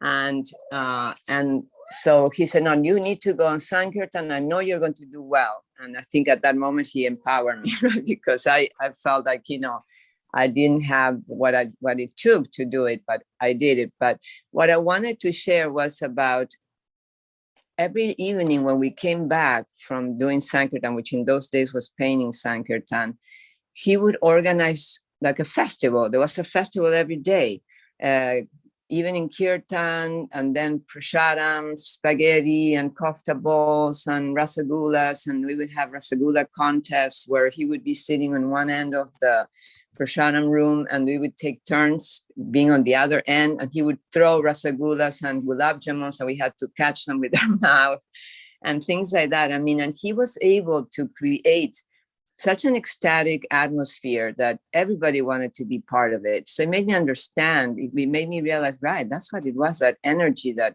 Rameshwar Prabhu was talking about, the Radha Damodar party, that he was saying with Vishnu Jan Maharaja's kirtans and Srila Gurudev's preaching, it was like magnets. They were just attracting everybody to be part of it. So the same thing, I was just remembering so many things that he would do, like when we would be traveling, he would come and visit us, and we would go to a park, and have a picnic, and we would have a kirtan, barefoot, dancing with him in the forest. And he would always create that magic. Besides doing devotional service, he tied it up with having fun, transcendental fun, and association amongst ourselves, which would bring so much unity. He really created that mood of the family. And that's what I feel that he has imbibed the communities that he developed, like Dallas and Houston, and Fiji, but I can't speak more for Dallas and Houston, that I personally know, and I'm part of it, how there is that mood that transcends, even though he's not physically present, he's present in that mood, that loving mood, that caring mood, that mood of the unity, family.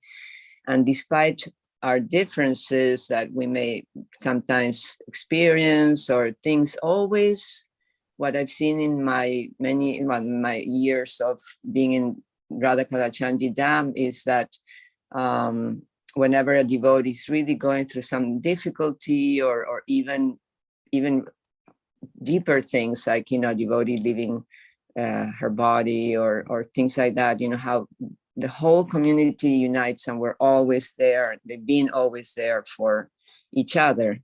So I am just so grateful, and to be part of that, legacy that Gurudev has left for us. These communities that imbibed that mood, that Srila Gurudev mood of love and care. Even like Rameshwar Prabhu was saying, right, the other day, when he was telling how when he started having difficulties of maintaining his sannyas ashram, that Gurudev flew talk to him and gave him some options. And he choked. Ramesha Prabhu, he teared up and he said he loved me. And I felt, wow. I mean, I felt also emotional when I heard him say like that, because I know that's the Gurudev we know. That's the Gurudev we know, that he loved everyone, and he would go the extra, he would go beyond the position of a spiritual master to care for us and to help us and to protect us and to give us strength.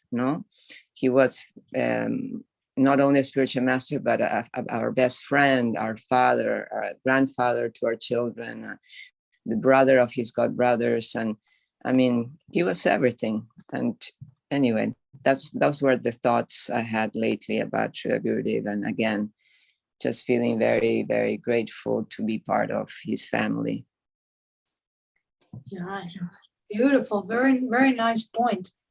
Also, when you were speaking in Ranila, I thought of, I just read about these things in the newsletters, that when Srila Gurudev started his studies, then also he would ask for Thanksgiving, he would ask his professors and everyone to have a big dinner. Hey, Haribol, Hare Krishna, a big dinner in the Kalachandji Dam, and then there were like goodie bags and everybody was served. And do you remember that? How was that? That seemed like he even extended the family beyond his exactly. It's true. Professor Cleaver, right? That was his name, Professor Cleaver. I mean, they developed a very close relationship, a friendship also beyond the student professor in college. Gurudev had this ability, right, to go deep into relationships, and he was so expert, like you're saying, and giving gifts, which is a loving exchange. He would always create that bond. Yeah. With all kinds of people. He was expert at engaging, at bringing people from all walks of life into the path of devotional service, right? Sure, and that love, he was like a sannyasi. I mean, he was since 1972. We just celebrated it to the end, but he was not afraid to love. Right. He was not a dry, frozen. No, he was full of love. He just behaved in that ashram, so certain things were the way they are. But he was not afraid to care for anyone, including ladies, girls, but appropriately. I never felt that there was anything inappropriate. Right. And how he reached out to us. Yeah. Exactly. It's true. Yeah. I know Shraddhanjali has experienced all of that, right? With your family and Carl, Kalachandji. Yes, I was actually remembering when in Vrindavan at his house, that we had a little Irene who was 7 had a little slinky toy, and the coiled metal that you could it would go down steps. I don't know if everybody remembers that toy. Yeah.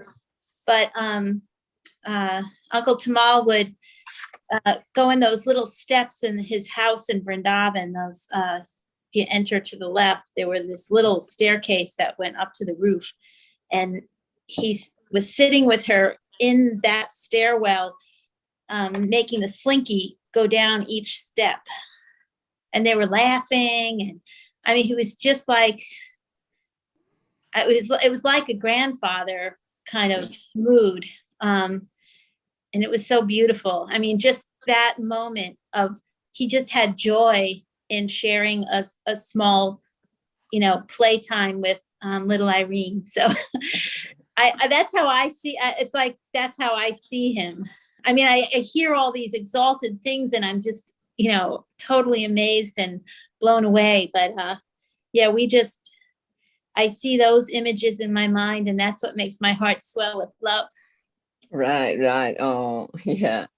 How sweet. Yeah, kind of like, Mother Yashoda opening the secret, trying to see the dirt that Krishna was eating, and just all worried, and all of a sudden she sees all these universes. Oh my Lord. But like you're saying, Gurudev was so exalted. At the same time, he was able to share all these simple moments and things that we saw him in so many ways, right? Not just the Tamal Krishna Maharaj, that he opened so many temples and that he was heavy. I mean, we knew all that soft side. Oh. Jayanti, she writes, Leela and I had such fun preparing for the decorations for the Christmas party of the professor.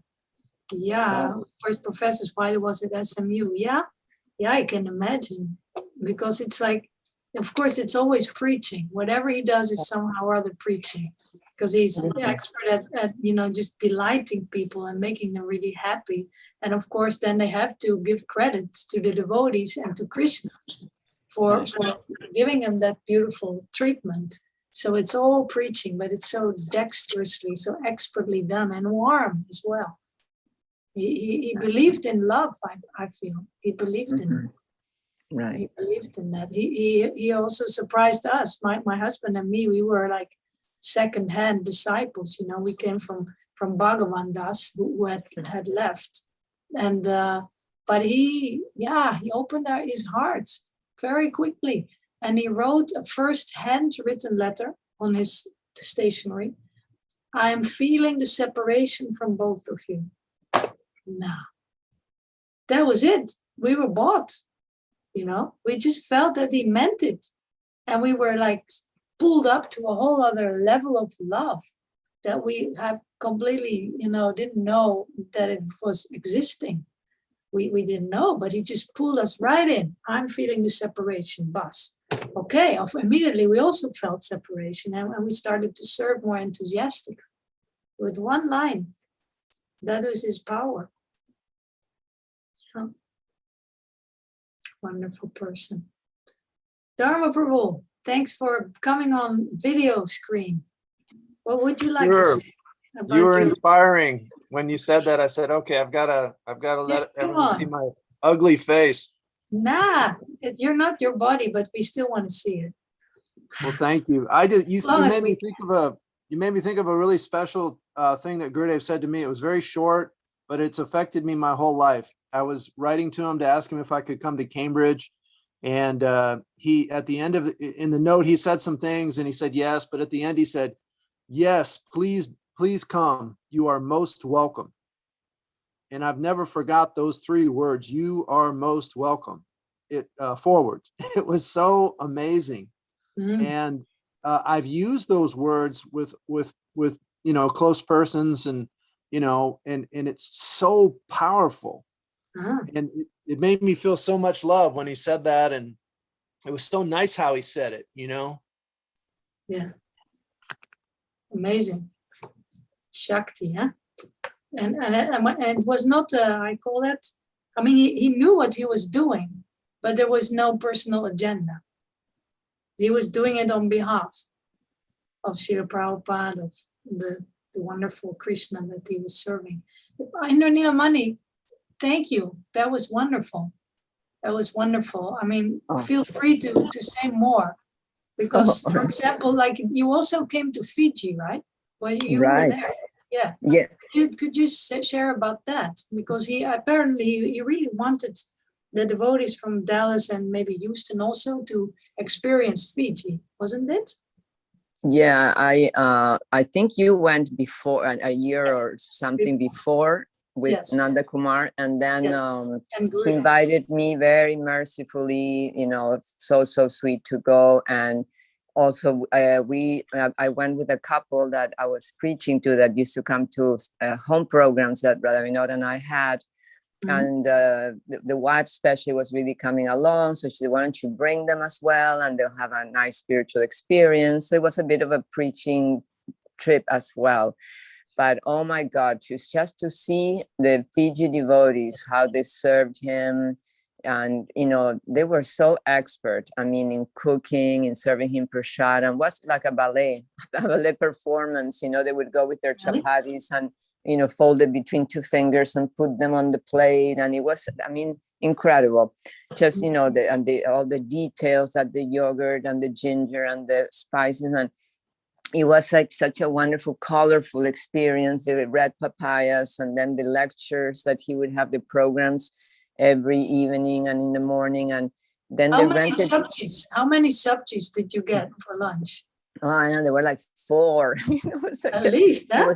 it was at least, yeah. Incredible.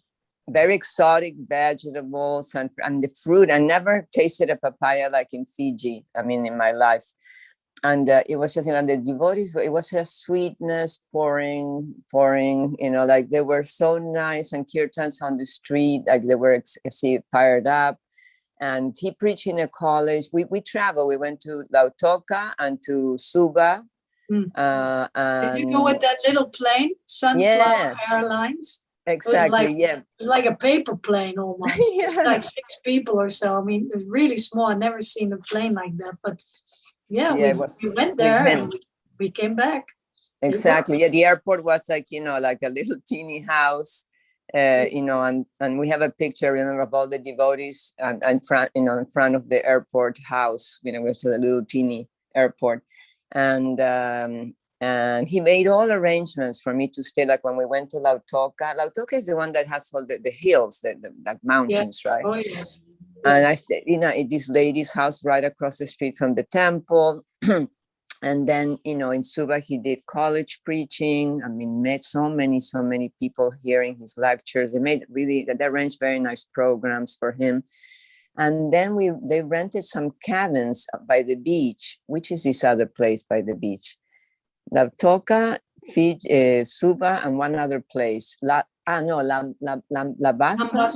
Lambasa is the one in the mountains, and I think. Okay. Zumba, Indranila. Which one is? Zumba. That's by the beach. Yes. Okay, that one he rented some. The devotees arranged, and they rented cabins, so we would go for walks on the beach, and it was incredible. There were like a bunch of Guru Bhaktis and Guru Priyas there. Imagine, I mean, just so much devotion that I just didn't know what to do with some. I was like overwhelmed. So beautiful, the devotees there. And you can tell your experience, Rati Manjari too. You were there too, right? Yeah. This was his big carrot, He met us like frazzled, faith harmed, suspicious remnants of devotees we really were like in dire straits. But he loved that my husband and me, we were preachers. He just kept reminding us that we were supposed to be preachers, and that's what he liked about us. So that we got it in our heads that is what he wants. He wants us to be or become preachers. Mm-hmm. And but then he said, "If you, I'll take you to Fiji."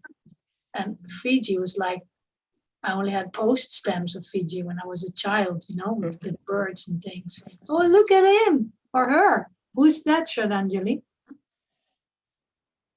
Your cat. Oh God! But you can't unmute. You're occupied. No, I'm sorry. She's listening to all the nectar. This is a cat. I get it.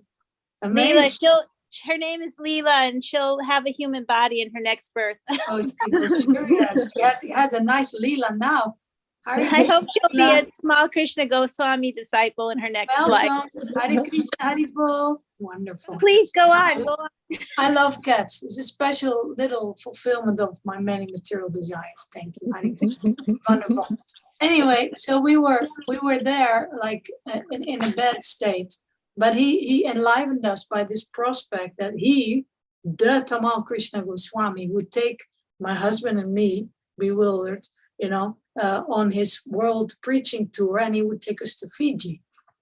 And but of course that cost a lot of Lakshmi, and we had none, so we had to save up for that, and we saved up for I think almost 2 years or so, and then we got an around the world ticket on his expert advice, and we went through all these different countries. We also went to Dallas. That's where I met the devotees in Dallas. He really blessed us by taking us around his zones and allowing us to see what Indranila just described, these amazing moods of devotion and cooperation and just love. And it was the best medicine. It was wonderful. It was really good for our Guru Nishta and all that. And Fiji, I remember there was one big kirtan in one of those halls that they rented probably. And there was this devotee who was extremely enthusiastic about Harinam Harinamananda, I think his name was. Do you remember him? Anybody here? He's such a, always smiling on his face, smiling. And we had this kirtan and it went wilder and wilder, you know, and Parasuram was there and Vamandev and maybe Vrkrishvar, I don't know. It means lots of amazing kirtaniers. And Harinamananda started twirling around and around and around. And suddenly he just had only his kopin on. His whole dhoti had fallen off. And that was, and that Gurudev was seeing that I'm laughing. So, I mean, it was just, everything went like beyond, you know. It went, the prasadam was, like a spiritual world, just amazing. And then there was like, whatever you said, you know, like this atmosphere, devotees were going swimming with Gurudev. And we also went on a boat, didn't we? No, that was in Hong Kong. We went on a boat also to go to with the hardworking Chinese, the Hong Kong devotees. We went, I mean, everywhere there were festivals going on. Of course, everyone was happy to see Srila Gurudev and probably they arranged it. But yeah, as you mentioned, Ranila, he also was very much one to create that. Like Brahmaswar Prabhu said that he had learned these 64 arts of Srila Prabhupada. And I remembered one way that he might have learned that because Srila Prabhupada was writing them in the early Los Angeles days, I think, that every Sunday they should make a festival for the guests, for the Sunday feasts. They would like, okay, now Prabhupada, right now you do churning butter. And then all the guests had buckets and they were churning butter for Radha and Krishna, you know, and this was like exalted Vrindavan pastimes for hippies. But Prabhupada, he you know, he had that vision. He wanted everybody to be happy and engaged and remember Krishna's pastimes, become attached to that. So there were so many festivals that they were conducting in the very beginning. So, and also I remember now that Srila Gurudev once spent time with the Krishna Fest, where Gunagraya Maharaj he was doing with who was that? With Kushakrata, I think. No, what's his name? Kastuba, perhaps he was there. I'm not sure. Mahatma Prabhu. Mahatma, yes, Mahatma was there, definitely. And Gurudev, he also went there and he also took part in those festivals. And of course, the Radha Damodar party, before it went on book distribution, focused so much, then they had the festival program. So our Gurudev loved to party. Actually, yeah, you know. Yes. Yeah, he was expert, right, at creating, that Krishna conscious festival all the time. Party, yeah, because of course, everybody likes to be in a party and enjoying mood. So to dovetail that with the holy name and Krishna's pastimes, I mean, that is the Sankirtan movement. Lord Chaitanya was in Kirtan every day. So yeah, he made it all very accessible, and then he also, of course, organized it very nicely. Like in London, first in America, the devotees would go out, but he made them dress nicely and put tilak and, you know, have steps on the boulevard and then 1, 2, 3, and then they would all turn around and then put their hands up, you know, and make a little show. Right. And that was very attractive. Yeah, that's all Gurudev's orchestration. What an expert organizer. Yeah, but like a jack of many trades and a master of one. Srila Prabhupada told him, but he was a master in many trades. That's true. Almost too many qualities for one person, right? That's why Lord Brahma's comparison came into place before you went online, I think. What did they say? What was the comparison? Well, that was Sarvabhauma Prabhu. Would you like to repeat that?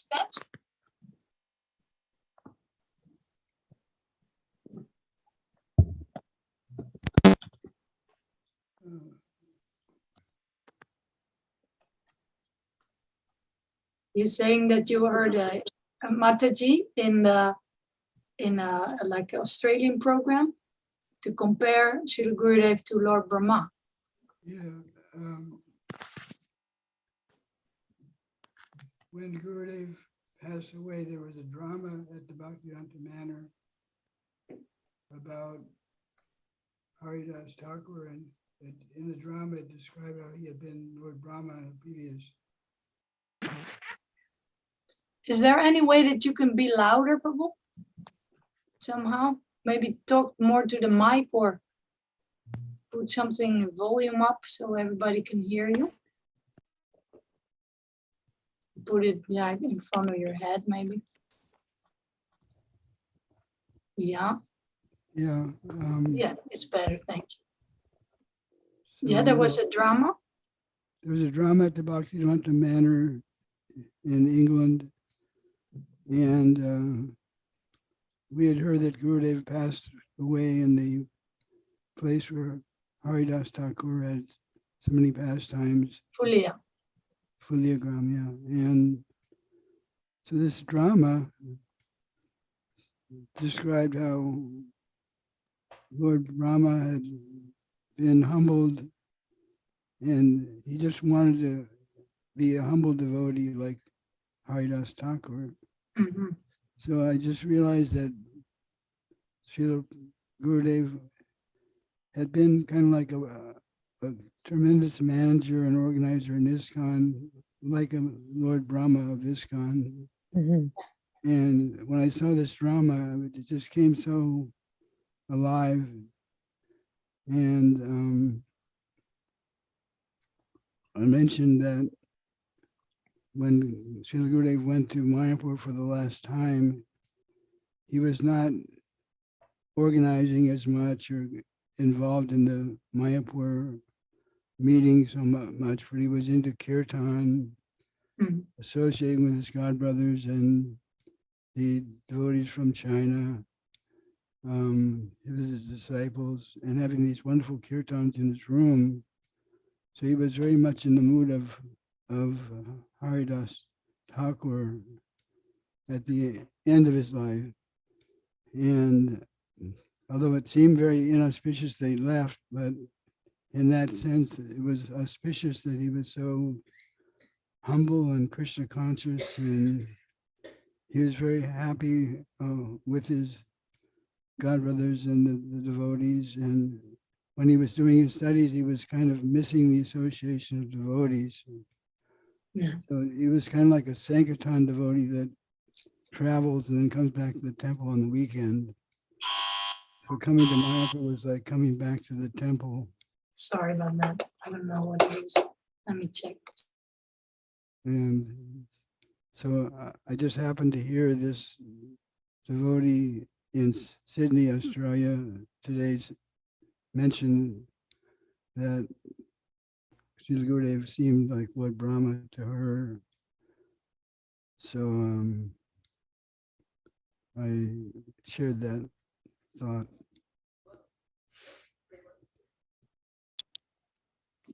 Thank you, Sarva Prabhuji. That's a very nice comparison, actually.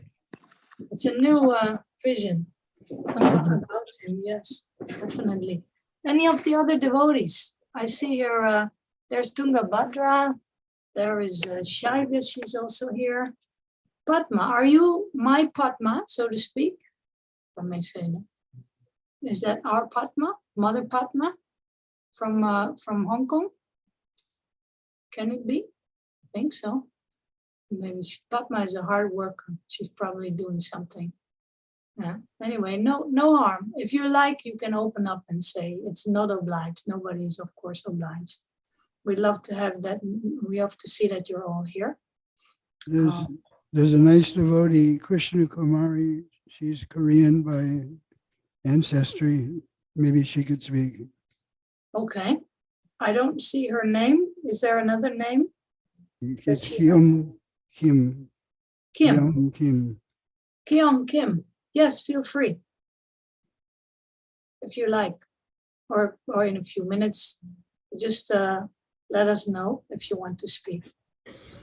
Yeah, I do feel that it would be nice and appropriate to also speak about Srila Gurudev's efforts in the China mission, since that was like one of his main accomplishments, you can say. I don't know much about it in the sense that I did visit China with Gurudev and my husband for about 10 days. We had a field trip. We were supposed to actually be part of the China mission for 5 years. That was the thing that we committed to. So that was, I don't know if I already knew it then, maybe not. But we went on a 10-day field trip, which was very different than the other things I already spoke about, because of course of the situation in the country.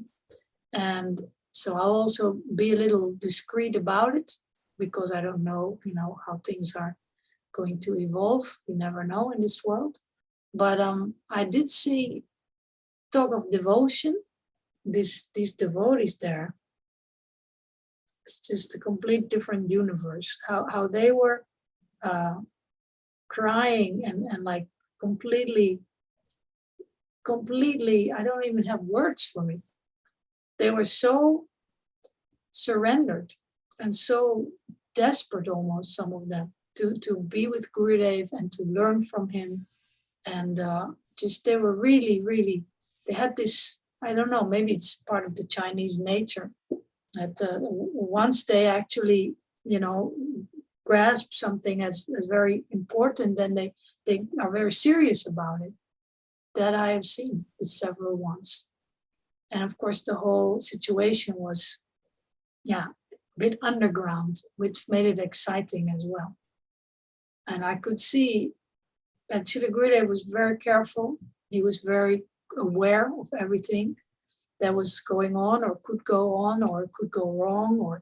So he was, much of the day, as far as I've seen, was spent in preparing every little program and screening everybody and all the options. And I thought, like, really? But because I was like sleeping soul from Holland, I've only lived in freedom. So I was a little strange to me, but Gurudev was like at it. But then the programs that we did have were most ecstatic, very ecstatic. Yeah. And it didn't matter that go ahead. I'm so sorry. Sarvabhauma Prabhu graciously volunteered me before, and I couldn't speak because I was on mute, so I wasn't being rude to the forum. I apologize for interrupting. Hare Krishna. I apologize for interrupting. Oh no, I interrupted your pastime, so no, you take it up. No problem. I just wanted to apologize. I could not dial audio before, so. But you can now. You were saying something about the China mission? Yes, that maybe your name sounds a little from there. Is that so or not? Maybe my ancestry, because I think Korea, Japan, and China, we've all mixed. I know we have strong nationalism about being proud Koreans, Japanese, Chinese, but I just think we're just all one and the same. We all came from, we all mixed with one another, so I could have opposition. But my parents are from South Korea. Oh, okay. And you are Krishna Kumari Devidasi. Yes, I'm based in New York. I was initiated in '98 in Dallas by Tamal Krsna, by Gurudev, and I just feel like his protection and his presence in my life every day. There's not a day that goes by where I don't feel his energy within me. He empowers me in everything that I do. He encourages me and inspires me. That meeting, that initiate. If there's one realization I can have is that I didn't realize, I was just 21 back in '97. I was 22 when I was initiated. I didn't realize, at that moment, I just had such love for Gurudev. I just wanted to be part of his world. I didn't realize the true significance, the spiritual significance of initiation, how it never leaves you. It's such a strong bond. It's just the strongest bond you could really, really have. And even though he's not here physically, which pains me greatly, I just feel that whatever I do, whatever strength that I have, just going out there in the world and doing what I need to do just to thrive or survive or just get by materially, he's there with me, just cheering me on and encouraging me in my spiritual life. And he's given me a wonderful family of my spiritual god brothers and god sisters who are always just encouraging and loving. And Mother Padma is one of them. I feel Gurudev Shakti through them. So I just feel like there's a meaningful purpose in our meeting, and he's just introduced me to just wonderful God brothers and God sisters who are just really kind and, you know, good people. Good people. Yeah, aside from the spiritual connection and relationship, they're just really good people. And Sweet I know people. and I know that my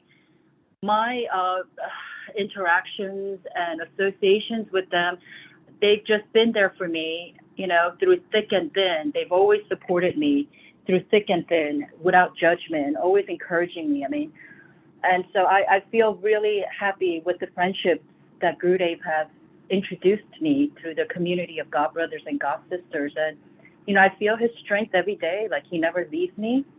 Mm. And so I feel very emboldened every day to be strong, because I know he wanted that from his disciples. He wanted us to go out there and fight and thrive and not just be isolated. He wanted us to just be, integrate into main society and just be proud Hare Krishnas, and to be, you know, to pursue education, to pursue profession. I mean, he encouraged me in my, you know, professional endeavors. He was just very proud that I was pursuing academia and I was going to become, you know, something and be independent. And you know, as a female, I became a lawyer. Okay. And as a female, just being, you know, as a single female, navigating this career, this professional world, growing up in the United States, in New York, I can't do this without that encouragement from Gurudev. Like, I feel like I could do anything, that nothing could stop me, because Gurudev was a perfect example of just strength. You know, he told me once, you know, there's always a way. There is always a way. And because I was having a hard time at that time, and he just looked at me and he said, there is always a way. And that stuck with me. And I know there's always a way. And, you know, it's not easy being, you know, single and just navigating this world by yourself, especially without the everyday sort of like knowing that you're spiritual. I mean, he just really was empowering to me when he was physically. I just felt completely protected. I felt like the happiest. I just knew he was my world, and I, you know, and he just left me with that gift, the gift of association and the gift of knowledge and the gift of his spiritual knowledge that he imparted onto me and to my, you know, the community of God brothers and God sisters and his disciples. And just his presence is just so powerful. And I just remain grateful to this day. You sure sound like it. Wonderful. Thank you. What a good idea. Who said that? Sarvabhauma said it, that we should have you speak. Thank you. Wonderful. Are you able to put a camera on even for like 30 seconds, or are you unavailable? I have to ask for your forgiveness.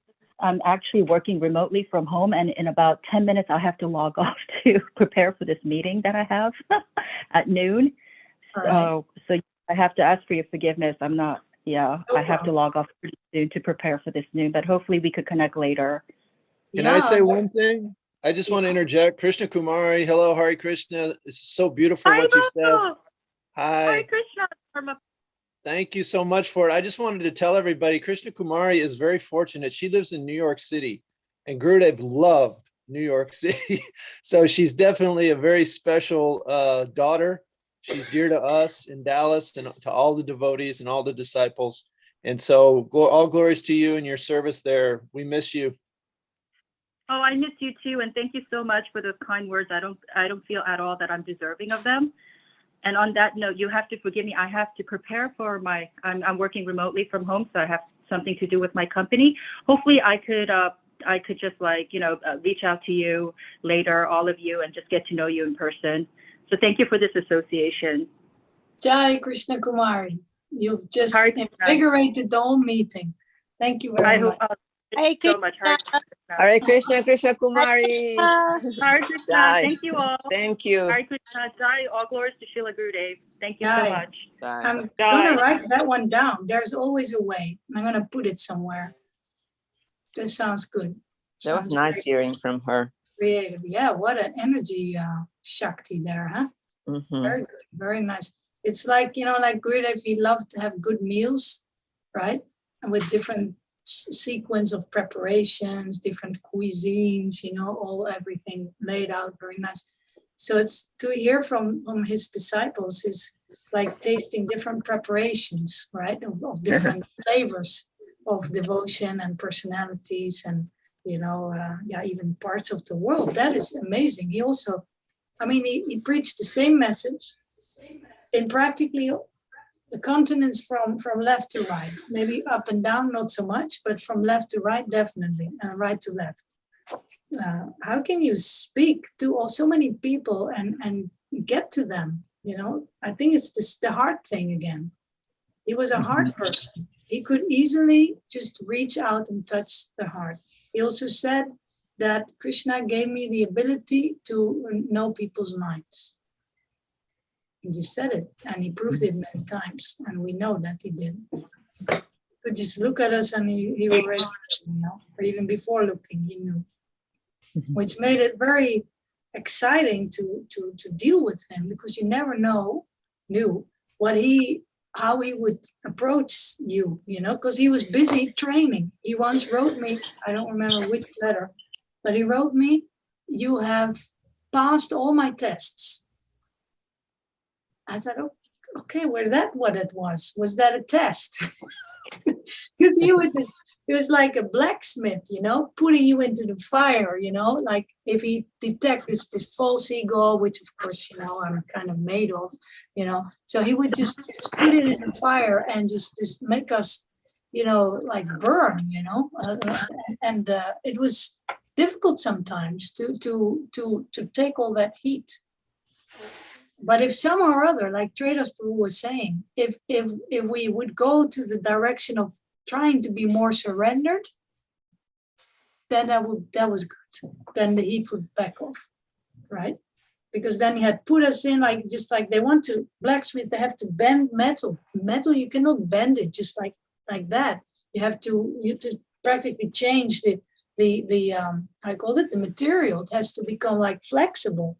So he would put us into these difficult situations or discussions or mountains of service, and then see what would happen, like alchemy.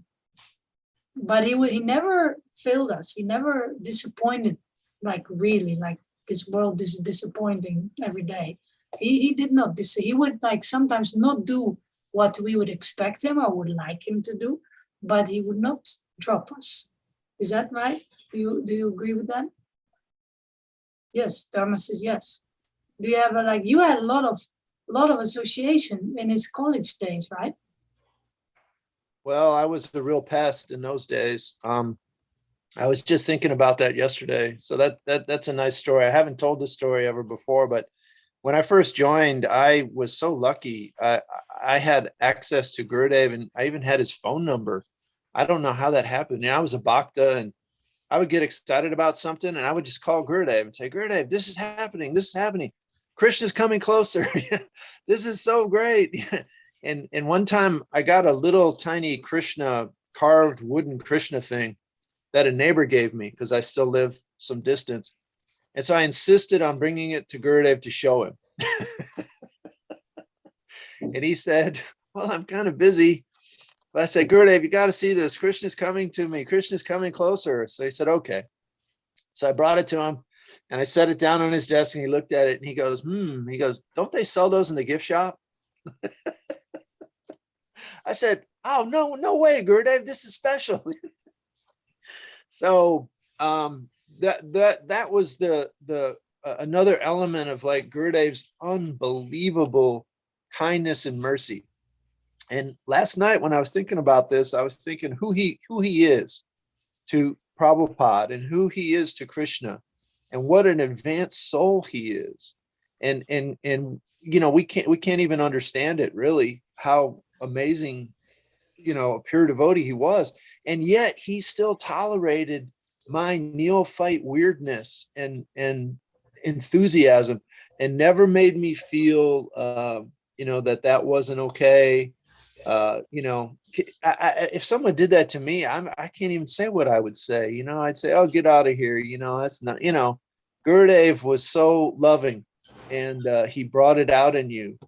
And so that was a lot. And Gurudev even told me one time, he said, I was trying to do breakfast for him, and that meant cutting an apple and I think like making a cup of tea. And even that I couldn't do right or, very well. And he said, I don't want to have to train you. I have so much to do. Can we get somebody else? And I just looked at him. I said, no, I want to do this. And so he tolerated that.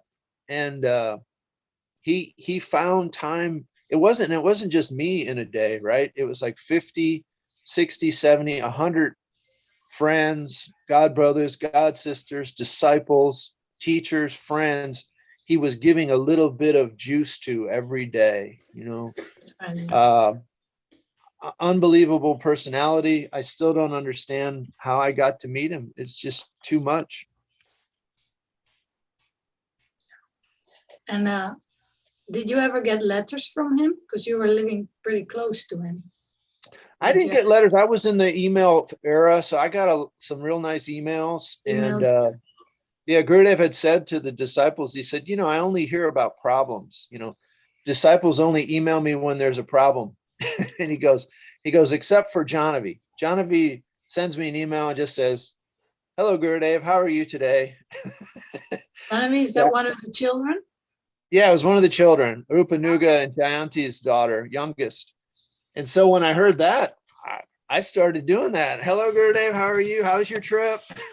Really? Yeah. And he'd always send back. Reply? Yeah, he'd reply. Sometimes it was very short. Like I heard about the first time they went to Hungary for the festival, and I heard it was amazing. And Gurudev was back in Cambridge. So I emailed him and I said, I heard it was an amazing program, Srila Gurudev. How was your trip? And he just replied, it was a knockout. That's all he said. But, you can just imagine him doing that to 50 people, because he got 50 emails every day. And he had to go through and he'd give one quick little reply to everybody. But this was a Maha Bhagavat, this was a person that it's the top level of Krishna consciousness, who actually had to come down to Madhyam platform just to preach and deal with us. But he did so in such a loving way, such amazing personality. Thank you very much. Did you get letters from him? Thank you, Dharma. Wonderful. Did you get letters, Shraddhanjali? Yes, I actually, his last email, Dharma talking about emails, we used to email back and forth as well. And it was his last email to me right before he passed away. It was just a week before he left for that last time. And he had emailed me that he had a dream about me. And he's so merciful, because, we had this whole thing about cooking. Like, I don't cook. And and he was very encouraging of, like, you serve, you have to dovetail your propensities with your service, and cooking was not my service. So and I stayed with him in Cambridge, and he didn't want me to cook. He told Sarvabhauma, don't let her cook. She'll stir in the resentment of not wanting to cook into the food. But it was a playful kind of thing. We used to joke about it. But his last email to me was that he had a dream that I had cooked for him, and that it was very delicious, and that and then he said, and I was very, very pleased, but it could only happen in a dream. Oh. So his last letter was very, playful and affectionate, and I felt it was just one of our little things. But that was his last email to me right before he left for Mayapur. So wonderful. Yeah, we don't know how productive he was. We just have a little scope of what he did according to our own vision. But yeah, it may be kind of like a Lord Brahma, in all that he affected. And some things, like Nityananda Prabhu in the beginning, he said that sometimes Gurudev said things that I didn't understand at the time, But much later, I understood. And then I understood that he knew something, or he saw something in me or in the future that would start to happen. And there's also some things that Gurudev said, just little things, which were like startling at the time, or like incredible. But like I didn't want to believe it. But later on, they came true. And then I had to be thanked by the Super Soul's mercy. I remembered, I mean, actually, they were not like very mysterious. They were, for him, of course, spiritual life was very clear. Prabhupada program, sadhana bhakti, hearing, chanting, serving. It was no vagueness about what spiritual life was supposed to be for him. But of course, many of us, we kind of wobble, we cut corner here, cut corner there, we think, So I was cutting corners, my hobby. So even at the time when he came to visit us, he came to our home, and here in Holland, in Amsterdam, it was such a great occasion, of course. And I don't know exactly when he said it, but he said, and then he said to his godbrother, Rati Manjari, she's very intelligent. She thinks she can be Krishna conscious without going to the program. And I was like, yeah, that's kind of true, yeah. I think I can. I don't think I need to go to Mangalartik in the morning every day. I can chant here. I have my whatever, But yeah, it's true. It's kind of eroding. Whatever we cut off, now I'm 58, I'm trying to admit here publicly that whatever I've been cutting off over the years, sometimes almost everything has disappeared, but it's all to my detriment of my advancement. There is no, actually, we cannot, just like you cannot make a proper recipe with when you leave out too many ingredients. It's just, the taste is not going to be good. So my higher taste is not developed as I would have loved it to be, but I haven't followed the recipe. I'm just kind of crawling back now to, okay, let me get up early, let me chant in the morning, let me kind of scramble together this song here, this song there. I'm still not fully surrendered to it. I mean, we don't have a morning program, but yeah. Anyway, I could have one right here. But no, the mind has another program. And he saw that, even in my so-called fixed up years. He saw that. And he didn't blast at me. He just kind of sarcastically remarked, yeah, she thinks very intelligent. And he, at other letters, he would say, oh, you're very intelligent. He would call me intelligent. But then he sneered at me, kind of. Little things. And he also kind of looked around, he appreciated, I'll show you this. This is a nice photo. Somebody took a photo of him. Here. This is when he came to visit us in our apartment. This is after he bowed down to our altar, which is like what he's looking at. So he definitely appreciated our home, which was simple. We just had pictures of Govardhan and Radha Kund. We still have them. I still have them. And so he appreciated. But at some point he told me, it's nice, all these pictures, but you're also going to have to be Krishna conscious without all these pictures. I didn't know what to say. He always had this mix. He would say good things, but then he would kind of try to lift you to a higher level, which I wasn't able to kind of come to at the spot, but at least he gave us a vision of how we could improve. So I don't know, I think I have more pictures now. But yeah, that moment may come. We don't know where we are at the end of our life. We may also be in some hospital, or we don't know when it's going to come even.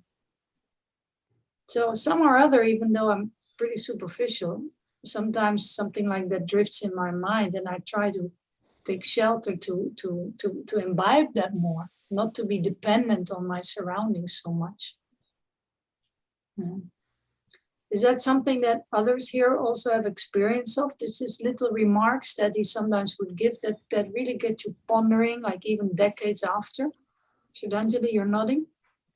Yes, when he would speak something, I've learned that no matter what he said, it was almost like if he spoke it, it would come true. Everything from him telling us to stay here in Davenport and be devotees here within our milieu here, even though there was no temple, which turned out to be, he had a vision, and it did bear some fruit, to the fact that when we were discussing even just cooking, he said, I hope that you're born into a Bengali family as a girl and be taught how to cook by a very good Bengali mother. And it's always in the back of my mind. I'm like, wow. I hope,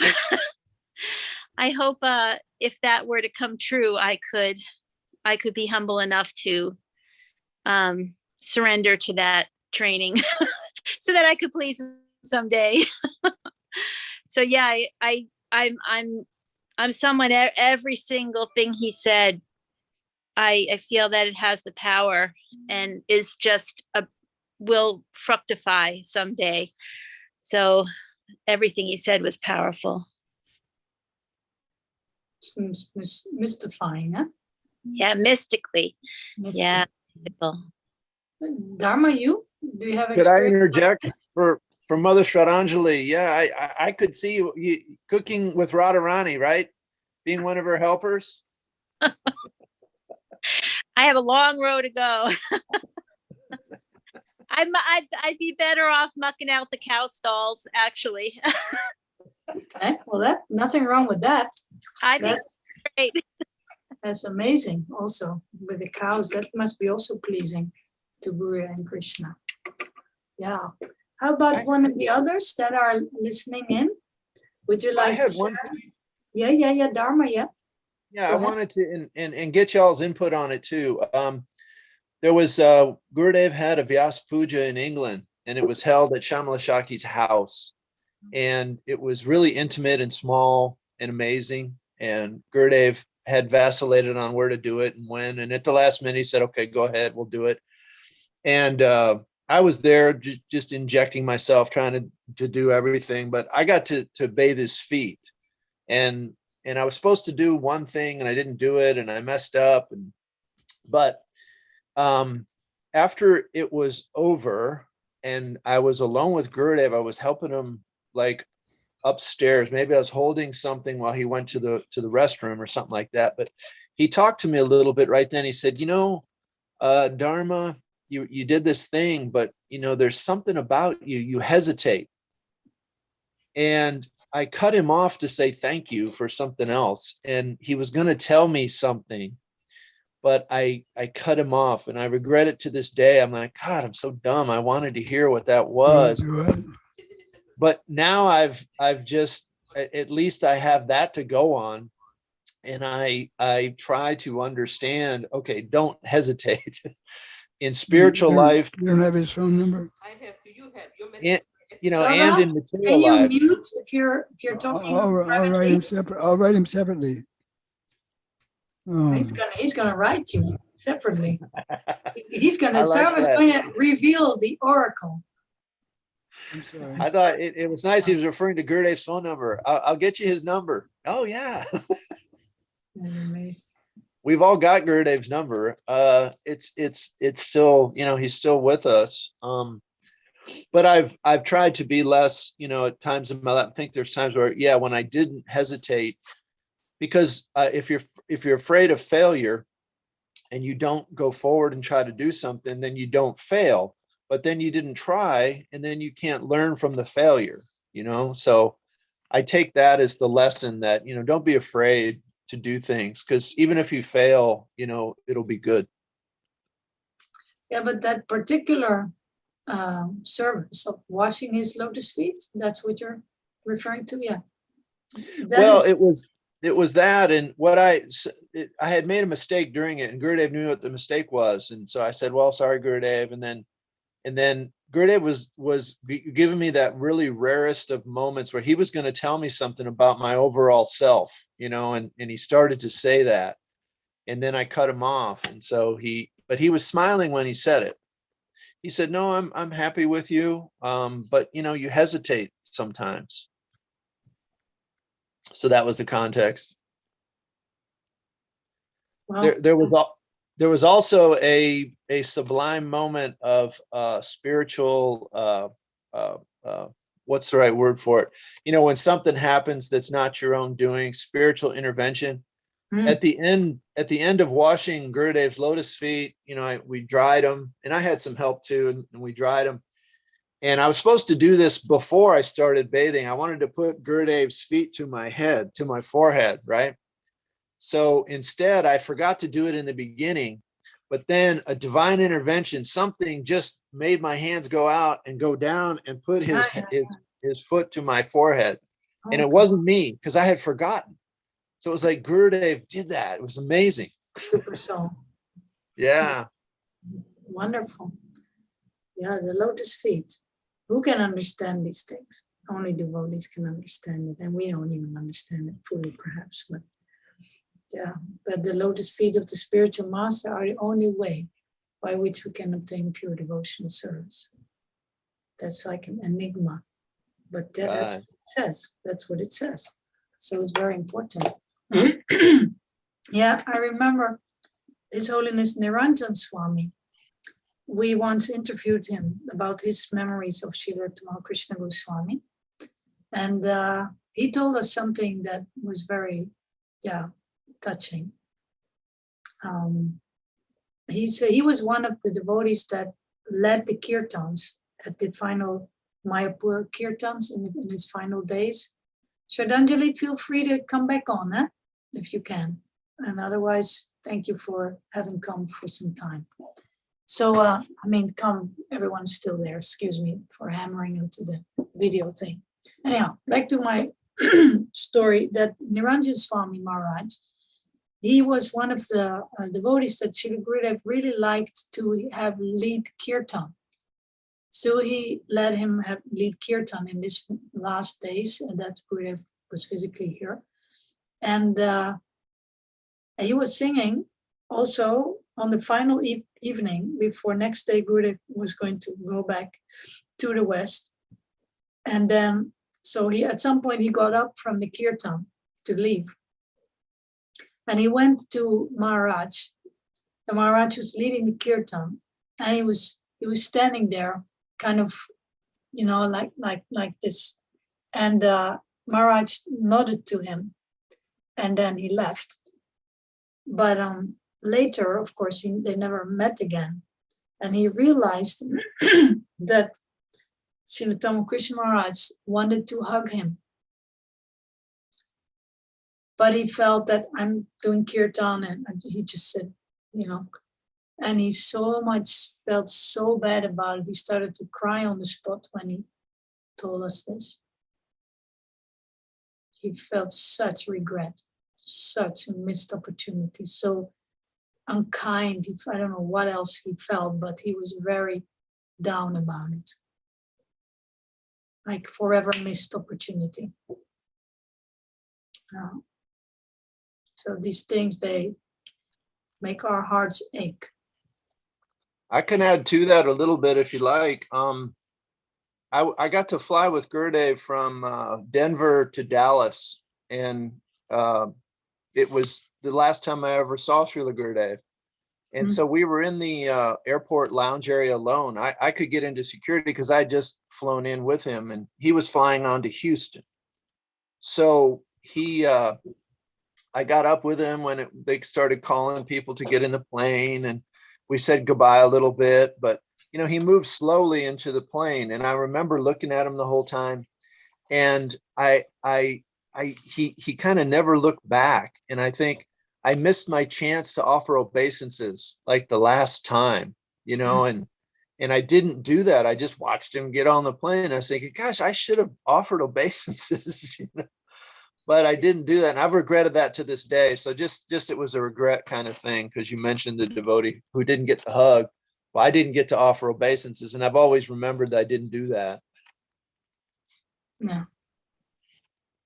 I think these things are meant to stir, like to like, just like when there is a wound, you know, and then someone starts pressing on the wound, it's like, but that those kind of regrets, they are able to propel us forward to become better devotees, to appreciate it more, whatever we were given, you know, and maybe did not appreciate fully at the time.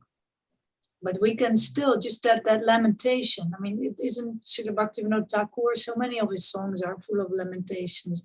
It seems to be part of the culture of the Vaishnava, that we regret our mistakes and our foolishness and so many things.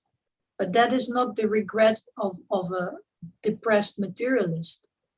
It is supposed to invoke our higher sentiments and our appreciation. So it's purifying, actually.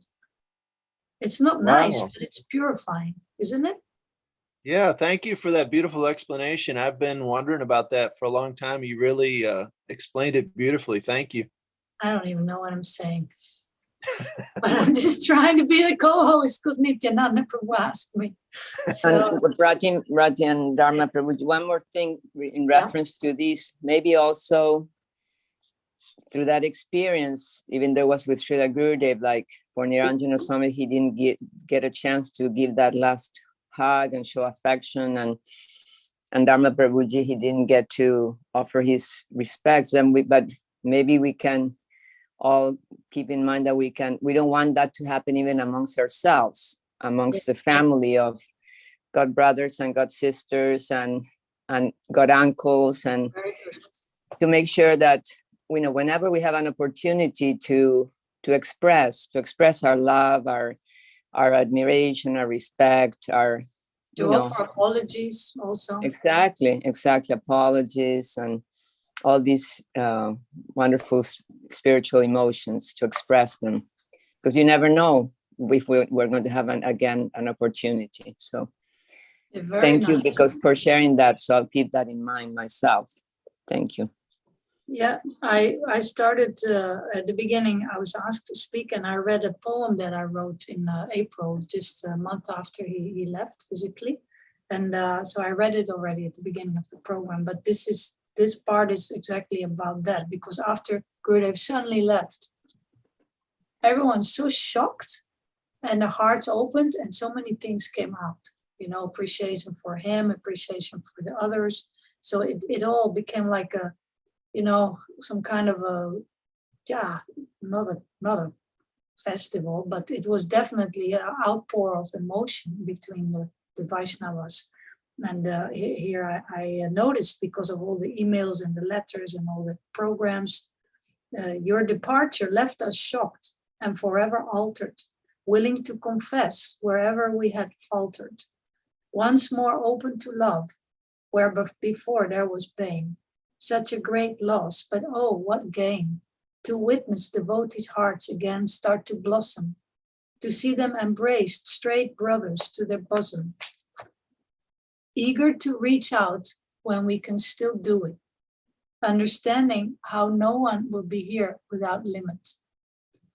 The honey-filled kirtan you held in your final days will bind us together with you for always. That is that phenomena I feel that was happening then also, right? So it's a letter you wrote, Rati? It's a part of a poem I kind of channeled. I don't know how. Beautiful. But it's called Meetings with Remarkable Trees, after the name of a book, which Srila Gurudev had on his coffee table. You're nodding. You know this book? Have you seen it? Somehow he had it. I gave it to him. Really? No. Just see. Amazing. Oh, yes. Hare Krishna. Okay, you gave it to him. He had it there in London. I mean, Cambridge. I brought it to him in Cambridge as a gift, and it's about old trees in England. It's a beautiful book, and he mentioned it in a class, and I bought it a few years ago. I don't have the same one he had, but and I remember you spoke about that book before, so it's interesting how these things are so connected. the whole poem is about meetings with remarkable trees. You know, first the Tompkins Square Park tree where Srila Prabhupada chanted Hare Krishna.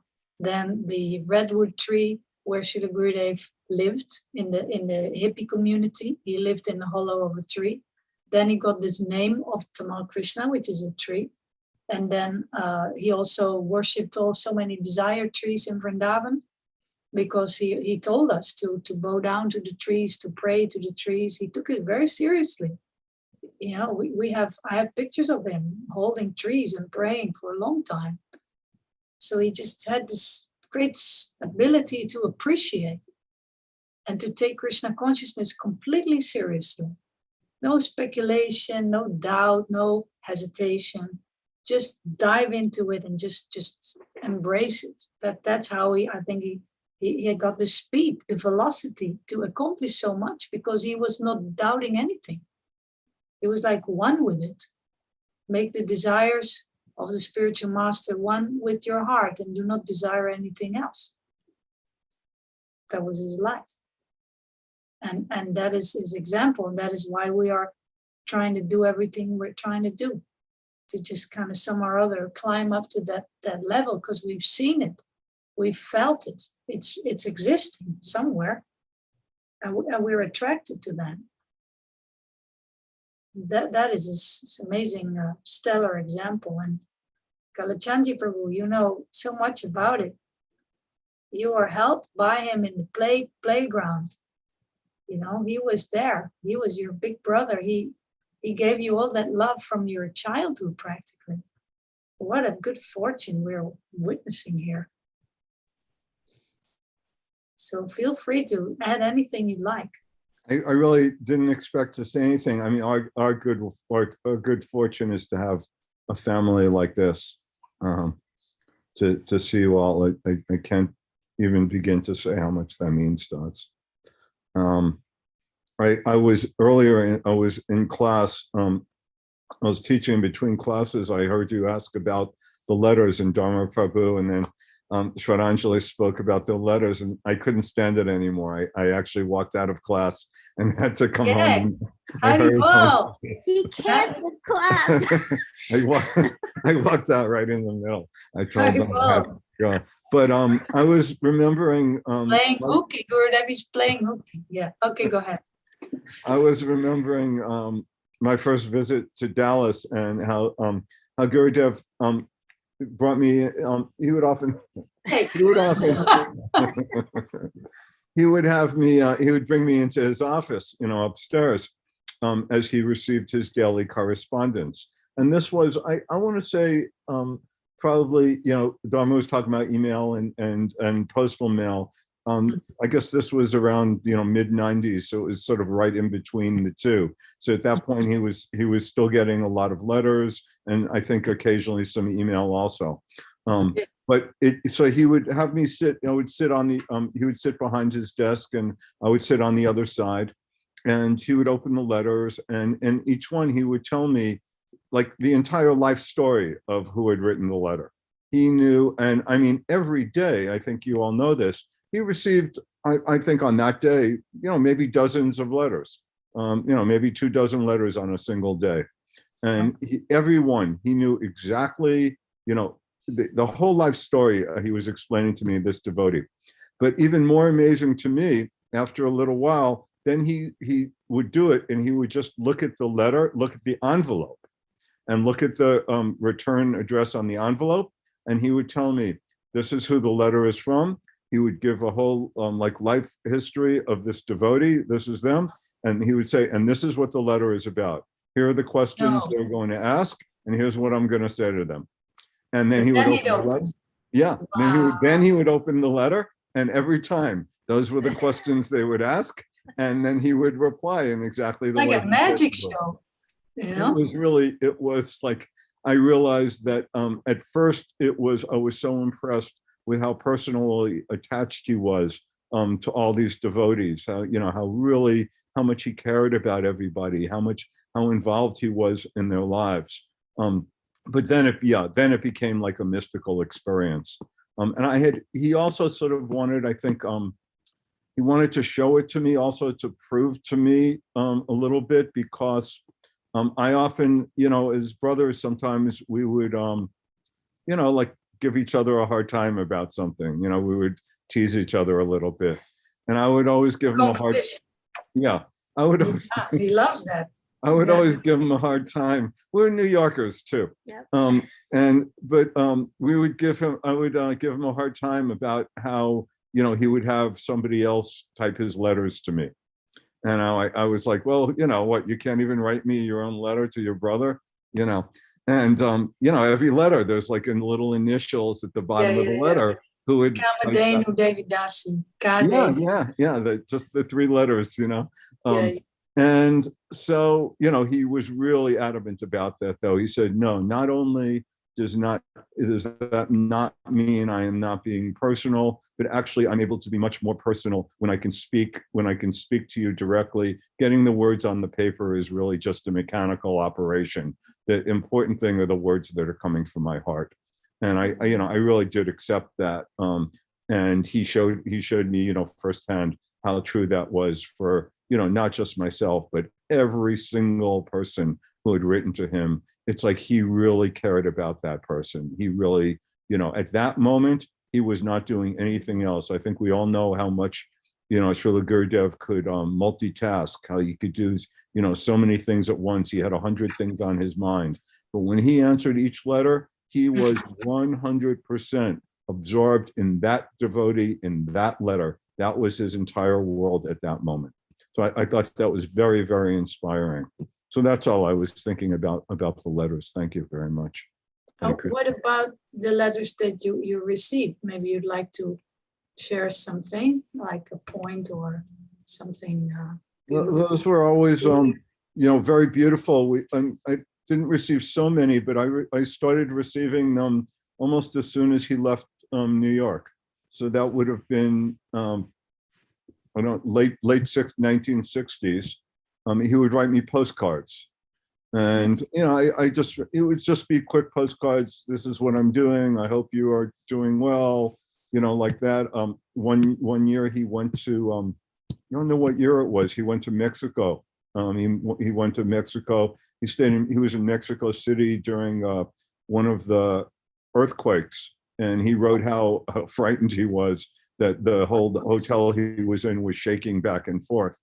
And then he also, I remember he went to the town of Cuernavaca, where he intended, and he wrote a letter from there. He intended to study pottery. He was really quite a good potter, and he wanted to study it in Mexico. That ended up not working out, and then he came back to the States.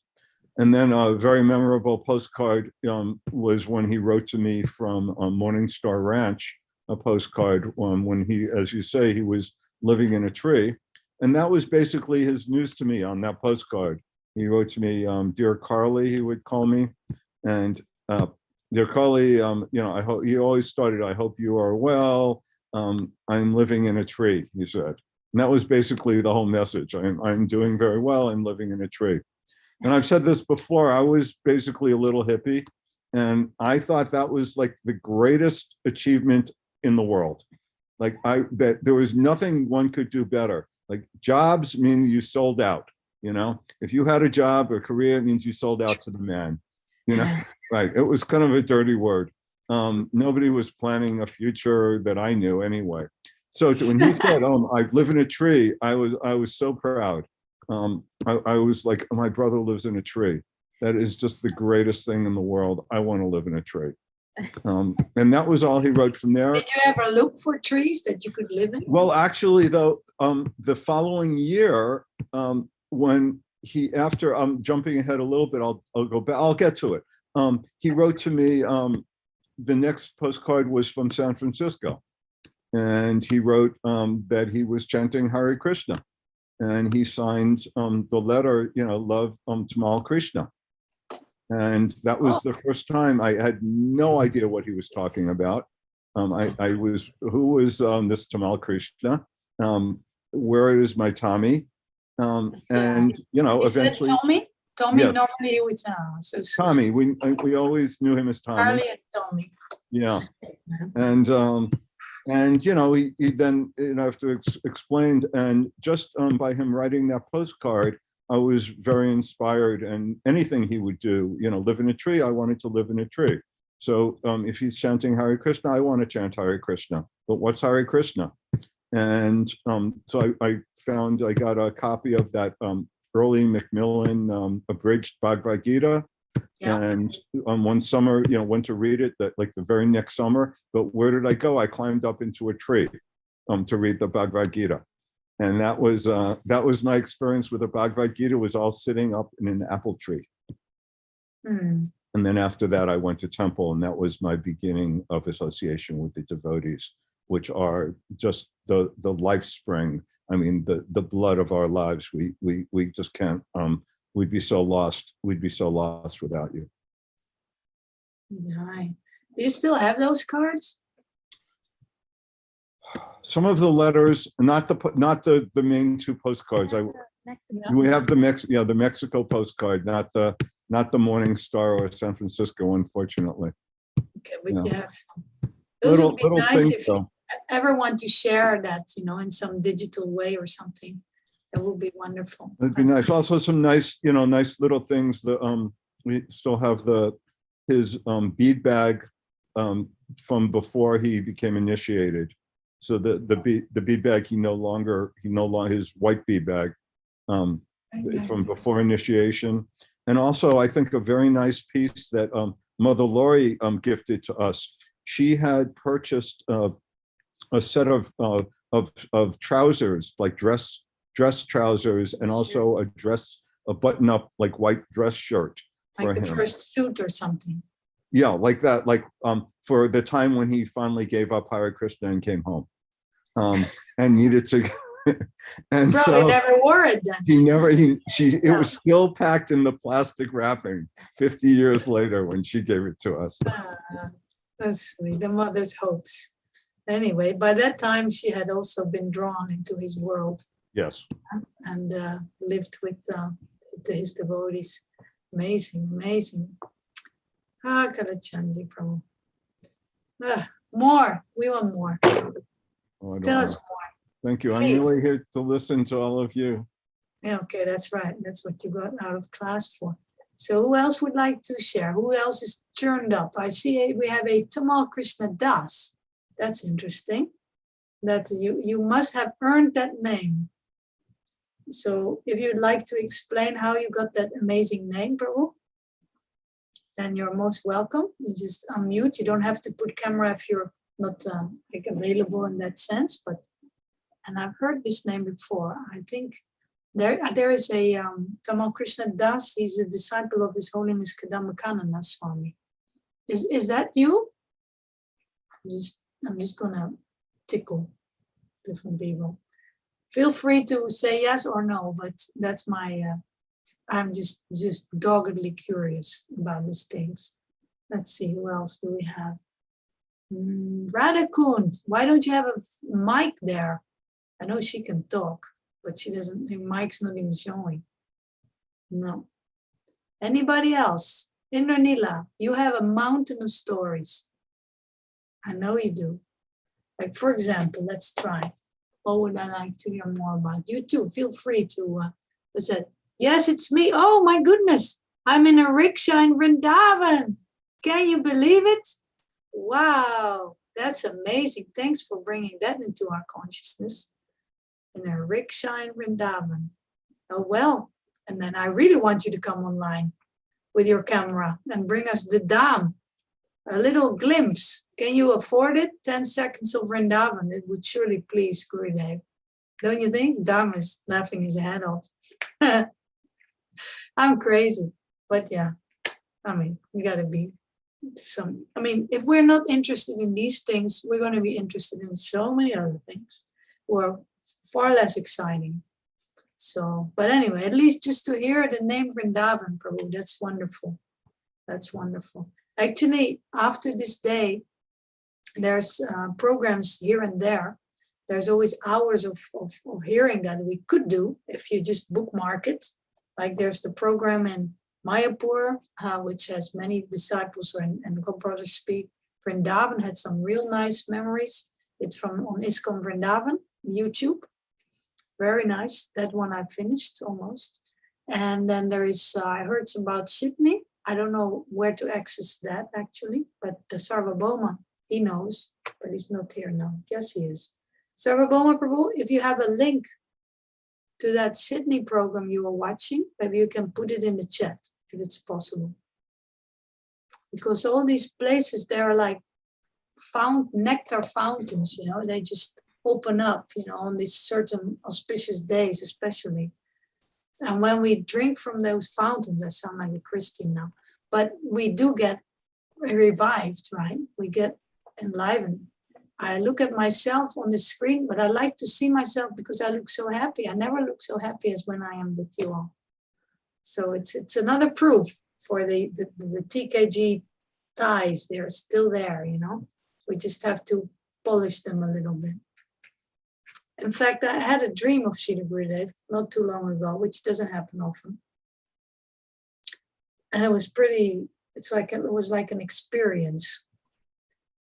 I don't know if you remember, because we of course have our like brains, how we think, and we have our memories and our you know, how you call that, linear, our stories. But to imagine that he would just like, the door would open and he would just walk in, you know, in his own powerful field of energy. So I was dreaming so many things, and suddenly Srila Gurudev was there, and he was Gurudev, but he wasn't looking at me. He was in his own world, and he was this I call that powerful, sannyas, absorbed, serious, like ecstatic devotee, you know, that kind of field that he had, you know, especially when he would like be in Vrindavan. Sorry for those pings. I'm going to turn off something here. Sorry about that. No, I don't know. Oh, maybe it's us. It's our Zoom probably.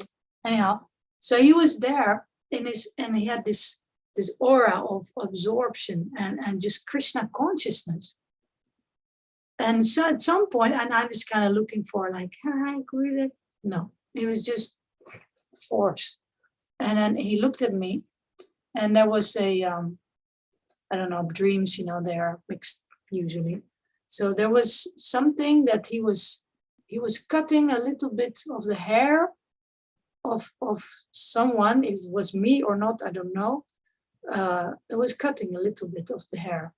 And later, another image, he looked at me and he said, something has grown. And he indicated that it had to be cut, like grown on me like weeds, you know, like speculations, too many corners cut, you know. He looked at me and like, it's like something has grown. And I felt he wants me to cut that, you know, to become more strong in my spiritual life. And yeah, it was a little, I call it, you become a little restless when you get some, but it was good. It was complete TKG vibe. And I woke up and I immediately recorded it, not to forget it, in the middle of the night. And then I thought, yeah, that was the excitement to come into his presence. He always had his own thing going on. And other people could tag on to it. In fact, the whole movement was kind of tagging on, holding on. But he had his own meditation. And that was very powerful. And it was so, it gave me a jolt. Like, oh yeah, that is Krishna consciousness. You know? And it exactly reminded me of the first time that he came to Amsterdam. And we were just in the morning program that time. We were living in the temple. We just kind of somewhere or other, you know, roll down the stairs and go to Mangalartik. It was like standard. But when we did Guru Puja and he was in that kirtan, and I saw that he was actually worshiping his guru. He was completely into it. There was no like, yeah, let's, you know, no, he was doing it. And it was like shocking, so real it was for him. That would like wake me up immediately, like bring me to the awareness of that higher conscious level. Does anybody recognize that? Does that make any sense to you? That radiation that he had of his sincere and deep service, it would actually bring everything to a higher standard, because that is who we are. We are actually since eternal servants of Krishna. And yeah, by him kind of living that, it was very uplifting and addictive. You know, to want to, what is that? I'm simply running after you, calling Krishna, Krishna, right? This is Bhaktivinoda Thakur, I think. He says, I'm a dog running after you, calling Krishna, Krishna. Yeah. So now we have to churn all these memories, and then we may hope to, speed up our path back home, back to Godhead a little bit. That would be nice. The way the world is changing as we speak is just really more proof of it's not a place fit for a gentleman. Huh? No. So the pressure is, Kali Yuga is putting the pressure on. What are we gonna do? I was thinking the other day, how would Srila Gurudev respond? This is of course a volatile topic, but to this changing world situation. And I the only thing that came to me was like, he would want us to preach more. You know, reach out, preach, distribute books, Harinam, Prasadam, just the same thing, which is just making people make advancement and wake up and find the devotees. I mean, if we wouldn't have found each other, what would we be doing? Yeah, but that I miss that master plan that he would definitely have.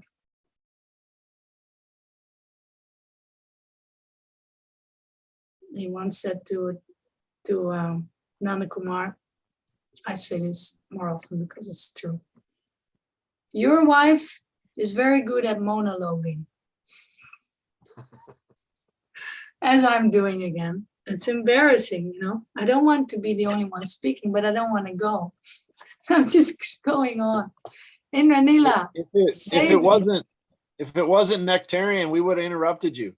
It's so nice. Please monologue a lot. It's so wonderful. Well, now I'm just in that Gurudev universe, you know.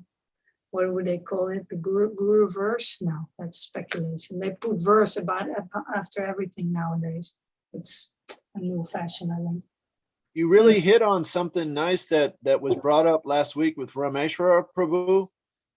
He gave such a deep feeling of the Radha Damodar, mood. Yeah. And it just got me thinking, I got to distribute books. I want to access this, and it was stunning. He's still in it. He's still a book distributor, he's still feeling the ecstasy of doing service for Prabhupada and working with Gurudev and all of these things. It was like, wow, and rekindling that spirit. It's like, I got to start doing Harinam again, and I want to go do books. Very good. Very good. It's really true. I mean, I've been on the lowest of the lower levels of my material attachment and actions for several years. And I have a sharp experience of contrast now that is not what I want to be doing. And in order to never have to want to go there again, I have to take up this process as it is. And that includes chanting rounds in the morning. Actually, it includes the whole thing, of course, Mangalarti and, Guru Puja, everything. And definitely sharing and preaching. And actually, who said this? This was another Maharaj, which I don't know. Let's see, Bhakti Rakshak Radha Golokananda Maharaj. Yeah, I remembered it. He's in the program of Vrindavan, if you want to hear. And it was another one, sorry. He was one of the swans in the Vrindavan program. He said that. I thought that's a good way, because I always want to have people come with me, because I'm a little tiny speck. I cannot do much. He can barely carry a book anymore, you know, what to speak of, you know. The other day I was with a friend of mine. She's not a devotee, but she's a good friend. And she's into Buddhism. She's a leader there. And I'm trying to become a leader here. And so I was telling this frustration that, you know, this world, we got to do something, got to be serious. But we're the leaders now. We have the gray hairs. People think we know everything. We should be doing more. And she said, yeah. And then I made a cake for her. And then I wanted to put the cream on the cake. And I couldn't get the cream out of the cake out of weakness. And then she said, what are you talking about? You know, when I started saying we should be the leaders, you cannot even, you know, get the cream out of the thing. And you want to, you know, rally everyone along. We're old people now, you know, we should encourage the young to do it. And I thought, yeah, that's another thing. But that you also have to spend time doing that. But it's definitely a part of being a devotee. And Maharaj said that, his name, I don't remember, excuse me. You can test how much advancement you're making by how much pain you're feeling in your heart for the suffering of others. That is definitely one way, at least, to test our advancement.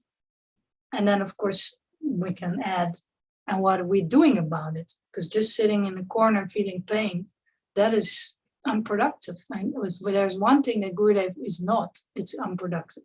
No. He told me this personally. I was with him in China. And of course, it was pretty much of a culture shock. We were there 5 days here, 1 week there, 4 days here, 10 days in China. I don't know how he did that. Of course, it was like his orbit around the world. For me, it was the first time. And I was, 28 or something? I was really young. And so I retreated sometimes because it was just too much changes, different food, different atmosphere, different temperature. Everything was like overwhelming. So I retreated, chanted my rounds in some roof of some student building there and did a little yoga. And then I wrote a poem and I was very pleased with myself. So I told him, like you told him about the deity, you know, that came to you. So I told him that I wrote a poem about Rati Manjari, you know, in the spiritual world. Now later on, he kind of sneered at me in the plane. He said that you think that if you understand, I say this often because it was a powerful encounter. Not often, but sometimes. You think that when you understand everything in your brain and you feel beautiful in your heart, then that's enough. But I want this. And he would put out his hands and said, my best disciples are hard workers. Do something practical to spread Krishna consciousness. And he was naming them, Indranila, Chandravali, this one, that one, they're all hard workers. Not this sentimental, no. So if we have the good fortune to feel pain for the suffering of millions of people right now, going through horrible things, then that should move us forward to do something more than we're already doing. Otherwise, it's like a rocket. If the rocket wants to break through the stratosphere and go through another planet, if that's possible, then it have to get rid of parts of the rocket, right? Otherwise, if you stay at the same level, then they're gonna just fall down. This is an example of Bhagavan Das, my first guru, and I think it's true. We cannot coast our way back to Godhead. That is not working. And we may have our detours or our family life years, and that takes a long time. And it's fine, that is also very important service. But also Srila Gurudev, he said that the great untapped reservoir of ISKCON is the Vanaprastha ashram. When our devotees who have raised the children, when they become again free for preaching, And this is going to come now, he said. This is, I think it's in one of his Vyasa Puja addresses or meetings. Maybe you've heard it before. And this is the great wealth of our movement now, the Vanaprastha ashram. And then, of course, you know, we would love him to have said more about that. But these are things that we may need to figure out ourselves. Like Dharma is feeling, I should be doing Harinam, I should be doing books. Yeah, so I hope that you will be able to prioritize that. It will be very pleasing to His Divine Grace. Srila Prabhupada, Srila Gurudev. We have to stand up now. I mean, there may be a third world war. Then what? Then we won't have easy access to all these people and these books and even electricity or gas. We don't know how Kali Yuga's, which turn it's going to take. We don't know. But one thing Srila Prabhupada said is that it may be stopped. It depends on your book distribution. You can look that up. So yeah, I mean, here's an ant talking, absolutely. But I can do a little bit. And so can you and everybody here and everybody who's, what is that, who has life, we can preach. That's Srila Bhaktisiddhanta Saraswati. Yeah, and I think that would be a very substantial offering. And what Guru Bhakti also said beautifully, like we should recommit ourselves to the mission of the Acharya. And that is definitely preaching Krishna consciousness. And it can be many ways. You can just make a blueberry pie for your neighbor or for your colleague or for your whatever, someone in the university. But somehow let's take it up. Because there is a level of happiness that is not to be found in anything else. Because when you go put aside your own sense gratification and you take a step forward to reach out to people that do not have this. Hare Krishna.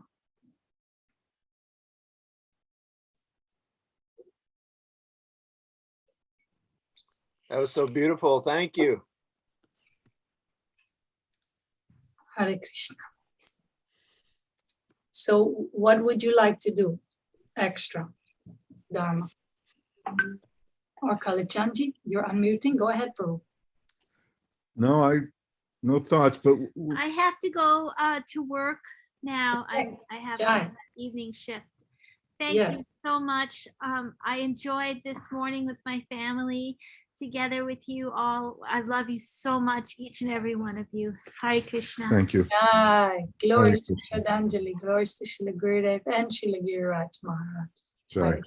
Hare Krishna. Me too. I've got to go too. It was such a pleasure to see you all. Kalachandji Prabhu, everybody. So nice. Rati Manjari, amazing moderator. Thank you. Your realizations are deep and sweet and wonderful. And thank you. Thank you, Prabhu. Thank you. And please do it. Do Jai, it. I will. You will be more happy and your children will look up to you and be proud of you.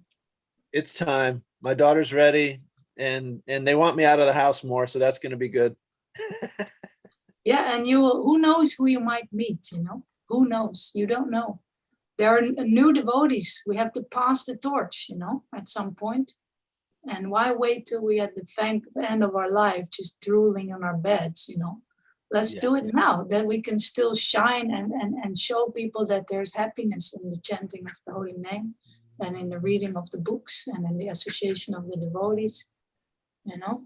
It is, if there is ever a time when the world needs it, it is now. Right? Okay, I'll let you go, Prabhu. Thank you so much. Dismissed. Hare Krishna. Hare Krishna, Prabhu. Thank you. Wonderful. Thank you. Hari Bol. All right. So I also need to say goodbye. I could hear my name, but I was getting ready because I have to go and take my Brenda, my daughter, to work. okay.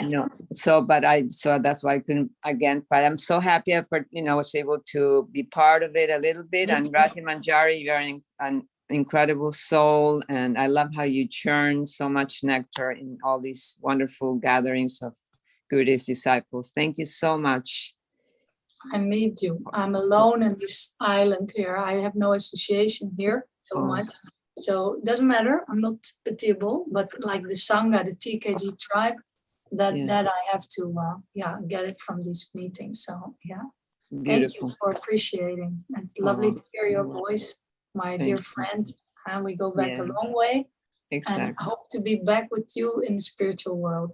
Oh, I pray for the same. And hopefully here, while we're still here, serve together again in the near future. Wonderful. Well, I have a guest room now. My son is out of the house. Oh, so wonderful. You get your travel jitterbug going, if you want to come to Europe, then thank you. Oh, thank you so much. Well, wonderful seeing all of you. Perhaps in the evening, if I can, I will also go into the Houston program. Definitely. Yeah. Thank you. Haribol. Hare Krishna. All glories to your service. Haribol. Oh, and to yours, of course. Wonderful. Yes. Jai, thank you. Jai. All right, so it's now 10 to 7. If there's anybody who still wants to say something, or maybe you want to just say thank you, that is now our Jai Gurudev or whatever. Oh, Sarva, writes, I don't have a link for the Sydney, Australia program, sorry. Thank you anyway for responding. All right. Okay, so anybody likes to give a parting word or some way? No? Then maybe we can end with something special. Let's see. Some Gurudev nectar. Just a second. Let me just grab something out of my cupboard here. Oops.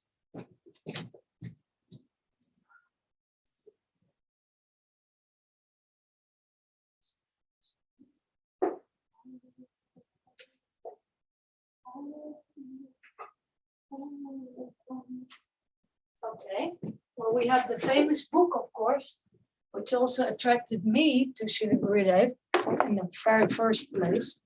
This one, the old edition, but it's never old, of Servant of the Servant. We're going to do oracle reading. I'm just going to randomly open it up and read a little for everyone here. Yeah, Hare Krishna, Srila Gurudev Ki Jai. Okay, here we go in chapter 11, Le Sankirtan Parisien. Paris, France, April 6, 1970. Though less than a week had passed since my arrival in Paris, I was eager to write Srila Prabhupada. Following his order, I had gone to Hamburg and had now come to Paris. After my initial hesitation, at present, I felt confident in carrying out his instructions. The fears I had felt in leaving the security of London were gone. It seemed that by merely making the effort to satisfy the spiritual master's desires, one received the necessary strength to be successful. Although there were no great victories as yet to report, I wanted to convey in my letter to Prabhupada my optimism for the future of his movement in Paris. On arrival at the central train station, I had been immediately struck by the warmth and friendliness of the people. Whether we were seeking traveling directions or finding the shop where we had purchased a long French bread and some cheese, everyone seemed ready to offer us assistance.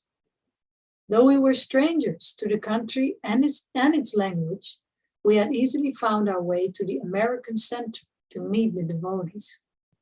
Umapati and Hanuman were busily engaged in preparing a Sunday feast. Their astonishment on seeing me quickly gave way to overwhelming joy as we embraced each other after such a long separation. Umapati was one of Srila Prabhupada's very first disciples in New York, and later he had gone to Los Angeles, where we had become friends while working together on the draft board presentation. He was older than most of the devotees and seemed to be experienced and at ease mixing with the temple guests, perhaps because he still maintained some contact through occasional employment as a recording engineer. Hanuman, on the other hand, was totally unconventional in his appearance. He had also joined in Los Angeles. At first, I had mistaken his French accent as the slurred speech of an alcoholic. Seeing his puffy eyes, I had concluded that he was a derelict and had refused to allow him to stay in the ashram. But after 1 week, the devotees had approached me about a humble Frenchman living in the backyard garage who sincerely desired to join. It was then that I realized my mistake and, calling him to my office, apologized and welcomed him in. Now Hanuman and Umapati had come to France, along with another couple, to establish Krishna consciousness. Though they had vastly disparate personalities, they seemed to make an amiable team.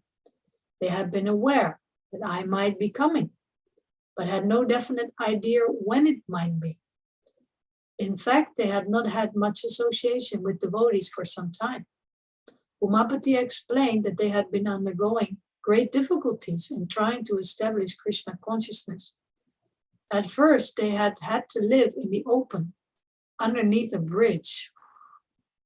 Amazing. Being without any finances. Gradually, their living situation had slightly improved, but still they had not been able to do much preaching. In fact, their only program was to hold a feast once a week at the American Center, which they had been doing for a few months now.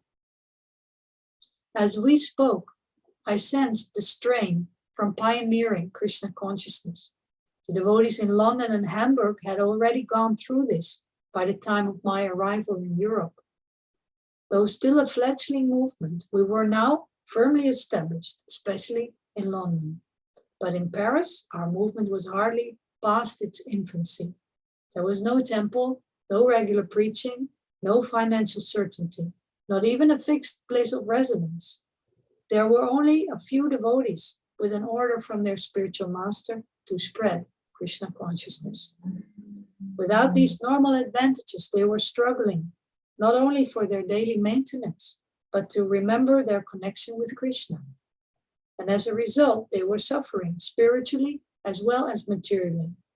Without a formal temple, it was hard to feel oneself part of the ISKCON pulse, to derive the strength which came from knowing oneself to be a member of a worldwide spiritual movement.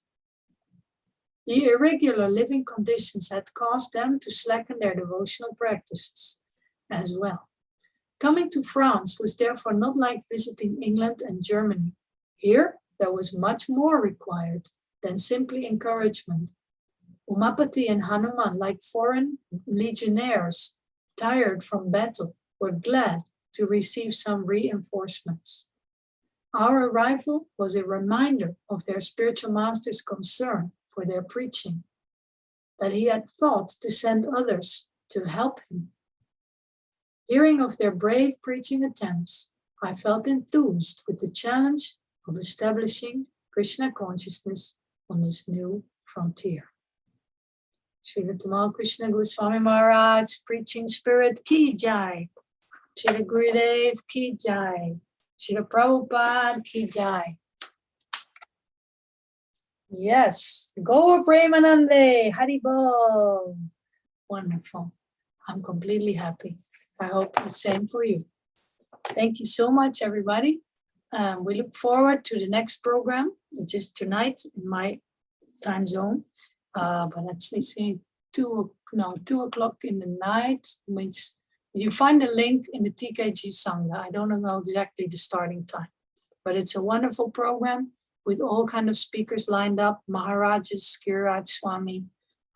There's others. It's really a very nice list of speakers. So please, if you have some time, come live, and otherwise find it afterwards in the digital universe. I want to thank you, everybody.